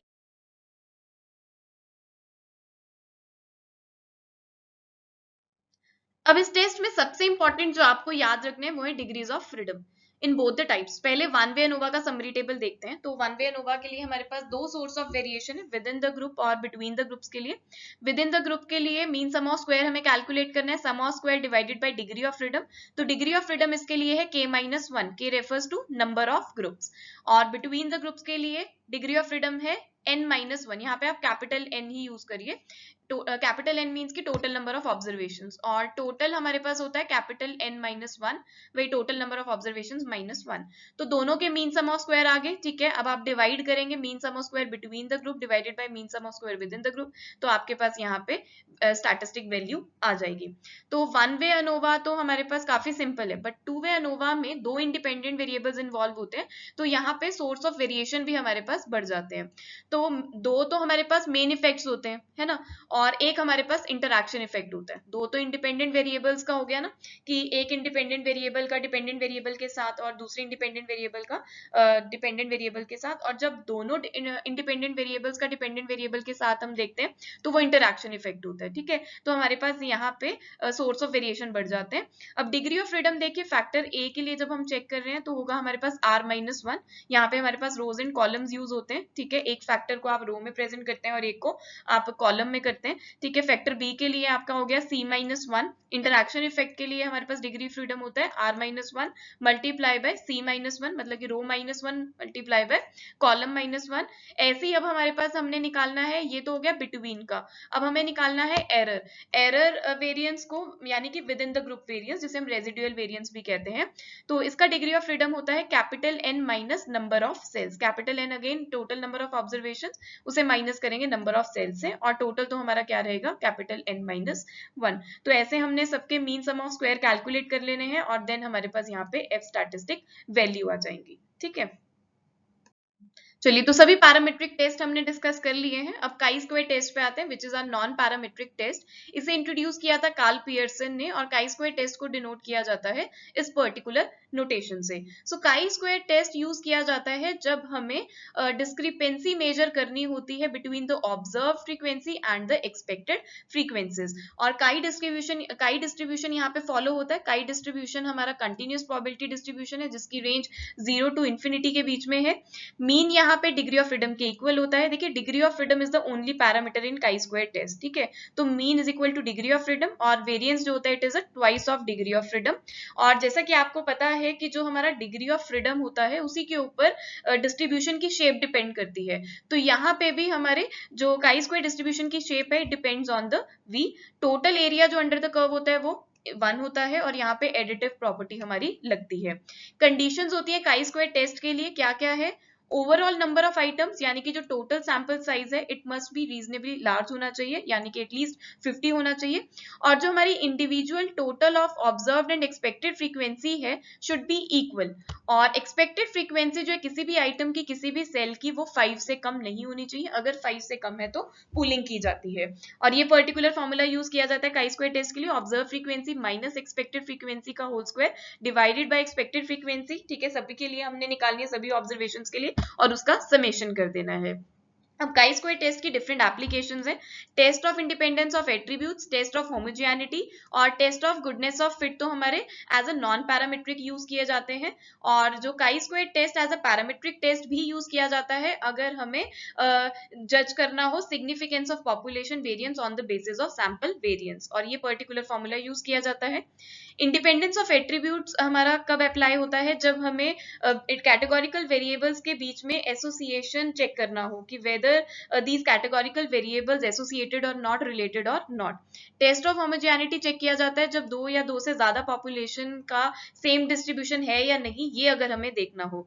दोनों के लिए डिग्री ऑफ फ्रीडम होती है r-1 मल्टीप्लाई बाय c-1 दोनों के लिए, यानी कि test of independence of attributes के लिए और टेस्ट ऑफ होमोजेनिटी के लिए फॉर्मूला हमारा ये यूज होता है। दोनों के लिए डिग्री ऑफ फ्रीडम भी ये यूज होती है। और एक्सपेक्टेड फ्रीक्वेंसी हम कैसे निकालते हैं, row total multiply by column total divided by grand total of cells. और ऑब्जर्व फ्रीक्वेंसीज तो हमारे पास गिवन होती है। ठीक है, वो हमारी डेटा के अकॉर्डिंग आ जाती है। Then we have test of goodness of fit, तो एक्सपेक्टेड प्रोबेबिलिटी डिस्ट्रीब्यूशन कितने अच्छे तरीके से ऑब्जर्व सैंपल डिस्ट्रीब्यूशन को फिट कर रही है, उसके लिए test of goodness of fit check किया जाता है। यहाँ पे डिग्री ऑफ फ्रीडम जो होती है वो डिपेंड करती है सैंपल डिस्ट्रीब्यूशन के ऊपर। यूनिफॉर्म है अगर सैंपल डिस्ट्रीब्यूशन तो n-1 होगी डिग्री ऑफ फ्रीडम, बाइनोमियल है तो n-1, पोजॉन है तो n-2 और नॉर्मल डिस्ट्रीब्यूशन है तो n-3। तो बहुत इंपॉर्टेंट है, डिग्रीज ऑफ फ्रीडम को आपने बहुत अच्छे से याद रखना है, एक ना एक क्वेश्चन आपको डिग्री ऑफ फ्रीडम से रिलेटेड मिल जाता है। सो यहाँ पर हमारे इकोनॉमिक्स के जो क्वेश्चंस है उनके डिस्कशन को हम स्टार्ट करते हैं। सो दो लिस्ट आपको गिवन है, ठीक है। लिस्ट 2 में आपको कुछ टर्म्स गिवन है, type 1 error, type 2 error, type 1 error, non parametric test and parametric test, और लिस्ट 1 में उनकी डिस्क्रिप्शन गिवन है, करेक्टली आपको मैच करना है। सो टाइप 1 एरर क्या होता है, rejecting the null hypothesis, true null hypothesis, यानी कि जो नल हाइपोथेसिस है वो हमारा ट्रू है और आपने उसको रिजेक्ट कर दिया, तो ये हमारा किस तरीके का एरर होगा, टाइप 1 एरर होगा। ठीक है, सो ए हमारा मैच करेगा 2 के साथ। ठीक है, और एक केस है कि नल हाइपोथेसिस आपका फॉल्स है, ठीक है, आपने उसको रिजेक्ट नहीं किया, यानी कि उसको आपने एक्सेप्ट कर लिया है, तो ये किस तरीके का एरर है? टाइप 2 एरर है। ठीक है जी। सो बी हमारा मैच करेगा 1 के साथ। तो वहां पर देखिए ऑप्शन 3 जो है उसमें ए 2 के साथ मैच हो रहा है और बी 1 के साथ। नेक्स्ट आपको दो डिस्क्रिप्शंस में इंटरवल रेशो स्केल की बात की गई है, नॉमिनल और ऑर्डिनल डेटा टाइप्स की बात की गई है। जो हमारा इंटरवल और रेशो स्केल है ये हमारा यूज होता है पैरामेट्रिक टेस्ट में, तो सी हमारा मैच होगा 4 के साथ, और नॉमिनल डेटा और ऑर्डिनल डेटा टाइप्स जो है वो हमारे नॉन पैरामेट्रिक टेस्ट में यूज होते हैं, तो डी हमारा मैच करेगा 3 के साथ। सो अकॉर्डिंगली करेक्ट ऑप्शन यहाँ पे जो हमें करेक्ट मैचिंग दे रहा है वो है ऑप्शन नंबर 3। नेक्स्ट क्वेश्चन काई स्क्वायर डिस्ट्रीब्यूशन से रिलेटेड है। उसकी कुछ कंडीशंस होती हैं, बहुत ही इंपॉर्टेंट है वो कंडीशंस। अब आपको बताना है कि कौन सी कंडीशन यहाँ पर अप्लाई नहीं होती, यानी कि काई स्क्वायर टेस्ट लगाने के लिए कुछ कंडीशंस हमारी जरूरी होती हैं कि उस डाटा को, उस कंडीशंस को क्वालिफाई करना जरूरी होता है, तभी आप काई स्क्वायर टेस्ट लगा सकते हैं। अब आपको बताना है कि कौन सी कंडीशन यहाँ पर अप्लाई नहीं होती है। सो ऑप्शन 1 में गिवन है, if there are only 2 cells, expected frequency in each cell should be 5 और मोर। तो ये तो सबसे इंपॉर्टेंट उसकी कंडीशन है कि 5 से ज्यादा होनी चाहिए, तभी हमारा जो टेस्ट है वो रिलायबल वैलिड होगा, ठीक आंसर देगा। नेक्स्ट है, samples of at least 50 observation must be drawn randomly from the population. ये भी बिल्कुल करेक्ट कंडीशन है। देन आपको बोला गया, if number of cells are more than 2 and more than 20% of the cells have expected frequencies less than 5। ये गलत है। हमारी जो कंडीशन है वो ये है कि सभी के सभी सेल्स की जो एक्सपेक्टेड फ्रीक्वेंसी है वो 5 से ज्यादा होनी चाहिए। ऐसा नहीं है कि उनमें से 20% 30% की एक्सपेक्टेड फ्रीक्वेंसी हमारी जो है वो लेस देन 5 हो जाए, बाकी की ज्यादा हो जाए, ऐसा नहीं है। तो ये कंडीशन हमारी करेक्ट नहीं है। नेक्स्ट है, data should be expressed in original units rather than ratio और परसेंटेज। तो ये तो ठीक है, हमारा ओरिजिनल यूनिट्स में होता है। तो करेक्ट आंसर यहाँ पे ऑप्शन 3 है, this is not the correct condition. अगला सवाल है, the parametric test that can be use for hypothesis testing of paired samples is. So पैरामिट कौन सा पैरामेट्रिक टेस्ट है जो पेयर्ड सैंपल्स की टेस्टिंग के लिए यूज किया जाता है? Option 1 T test, option 2 G test, option 3 chi square test, option 4 Mann Whitney test. So हमारा जो टी टेस्ट है ना वो पेयर्ड सैंपल टी टेस्ट के लिए होता है, यानी कि दो रिलेटेड ग्रुप्स जो हैं उनकी टेस्टिंग हमें करनी है। जैसे बिफोर एंड आफ्टर मेजरमेंट्स हमें देखना है, सेम सब्जेक्ट्स हैं, यानी कि जैसे हमारे पास सब्जेक्ट सेम है एम्प्लॉयज, सो एम्प्लॉयज को before training and after training same group है ना, तो बिफोर एंड आफ्टर उनकी टेस्टिंग करनी है। दो रिलेटेड ग्रुप्स हैं हमारे पास, तो रिलेटेड ग्रुप से ना एम्प्लॉयज, वही सेम एम्प्लॉयज पहले टेस्ट किया जा रहा है और उनको बाद में ट्रेनिंग के बाद भी टेस्ट किया जा रहा है, तो पेयर्ड सैंपल टी टेस्ट यहाँ पर अप्लाई होता है। सो करेक्ट आंसर इज ऑप्शन 1। अगले सवाल पर आते हैं। मैच द फॉलोइंग बेस्ड है। लिस्ट 1 में आपको कुछ स्टैटिस्टिकल टेस्ट गिवन है और लिस्ट 2 में उनकी एक्सप्लेनेशन गिवन है, सो आपको करेक्टली मैच करना है उनको। So G test, chi square test, ANOVA और मैन विटने टेस्ट आपको गिवन है। तो यहाँ पर आप देखिए, जो जी टेस्ट है और अनोवा ये पैरामेट्रिक टेस्ट है, काई स्क्वायर टेस्ट और मैन विटने टेस्ट ये हमारे नॉन पैरामेट्रिक टेस्ट है। काई स्क्वायर टेस्ट जो है हमारा इन जनरल तो नॉन पैरामेट्रिक होता है, राइट। सो सबसे पहले यहाँ पे हम एक्सप्लेनेशन 1 पढ़ते हैं। Test the significance of the association between two attributes. So दो एट्रीब्यूट्स, दो कैटेगोरिकल वेरिएबल्स की एसोसिएशन को आपने टेस्ट करना है। सो ये किसके थ्रू किया जाता है? Chi square test. Chi square association test होता है हमारा, जिसमें आप देखते हैं कि दो कैटेगोरिकल वेरिएबल्स कितने एक दूसरे से एसोसिएटेड है या इंडिपेंडेंट है। सो बी हमारा मैच करेगा 1 के साथ, ठीक है। तो ऑप्शन 2 और 4 में दो जगह पे बी 1 के साथ मैच हो रहा है। चलिए आगे बढ़ते हैं। Compare the difference in the mean values of two independent sample groups. Non parametric data की बात की गई है, तो अगला हमारा नॉन पैरामेट्रिक डेटा जो है, नॉन पैरामेट्रिक टेस्ट जो वो मैन विटने यू टेस्ट है। सो अगर दो इंडिपेंडेंट सैंपल ग्रुप्स में आपको टेस्टिंग करनी है और नॉर्मल डिस्ट्रीब्यूशन को फॉलो नहीं कर रहा जो हमारा डेटा है, सो ऐसे केस में आप man Whitney U test use करते हैं। सो डी हमारा मैच करेगा 2 के साथ। सो यहाँ पर देखिए अगेन ऑप्शन 2 और 4 में डी 2 के साथ मैच हो रहा है। चलिए जी, कोई बात नहीं, आगे बढ़ते हैं। Next, test the significance of difference between average of two large sample size groups. Parametric है, सो दो लार्ज सैंपल साइज ग्रुप्स में आपको चेक करना है, या फिर आप चेक करते हैं मीन कंपेयर करना है, जब आपको वेरिएंस भी नोन है, ग्रुप ऑफ वेरिएंस आपको नोन है। सो ऐसे केस में आप यूज करते हैं जी टेस्ट, है ना। जी टेस्ट की कंडीशन ही क्या है कि सैंपल साइज बड़ा होना चाहिए और पॉपुलेशन वेरिएंस नॉन होना चाहिए, और पैरामीट्रिक डेटा बोल दिया तो जी टेस्ट के साथ मैच होगा। सो ए हमारा मैच करेगा 3 के साथ। सो ऑप्शन 2 हमें करेक्ट मैचिंग प्रोवाइड मिलता हुआ लग रहा है। नेक्स्ट है, compares the difference in the mean values of more than two sample group. So 2 से ज्यादा सैंपल ग्रुप्स का अगर आपने मीन वैल्यू कंपेयर करने तो ऐसे केस में आप अनोवा यूज करते हैं। तो सी मैच करेगा हमारा 4 के साथ। सो यहाँ पर ऑप्शन 2 बिल्कुल हमें करेक्ट मैचिंग्स प्रोवाइड कर। नेक्स्ट क्वेश्चन पर आते हैं। Match the following based. List 1 में आपको अगेन टेस्ट गिवन है कुछ, ANOVA, T test, G test, goodness of fit test. Goodness of fit test हमारा काई स्क्वायर टेस्ट में आता है और बाकी सारे हमारे पैरामीट्रिक टेस्ट हैं। सो सबसे पहला पढ़ते हैं। It determines the validity of observe data regarding the assumption about the distribution of population. तो डिस्ट्रीब्यूशन ऑफ पॉपुलेशन को नहीं हमने देखना, हमने वैलिडिटी जो ऑब्जर्व डेटा की बात कर रहे हैं। तो हमारा मतलब कि डेटा कितना फिट कर रहा है हमारे एक्चुअल डेटा से, जो हमारा ऑब्जर्व डेटा है कितना कितने अच्छे तरीके से फिट कर रहा है एक्चुअल डेटा के साथ, तो वो गुडनेस ऑफ फिट हो गया। सो डी हमारा मैच करेगा 1 के साथ। Next, applicable when sample size is large, जब एन ग्रेटर देन 30 है और पॉपुलेशन वेरिएंस भी नोन है तो हमारा जी टेस्ट लगता है। तो सी हमारा मैच करेगा 2 के साथ। ठीक है जी, सी हमारा मैच करेगा 2 के साथ।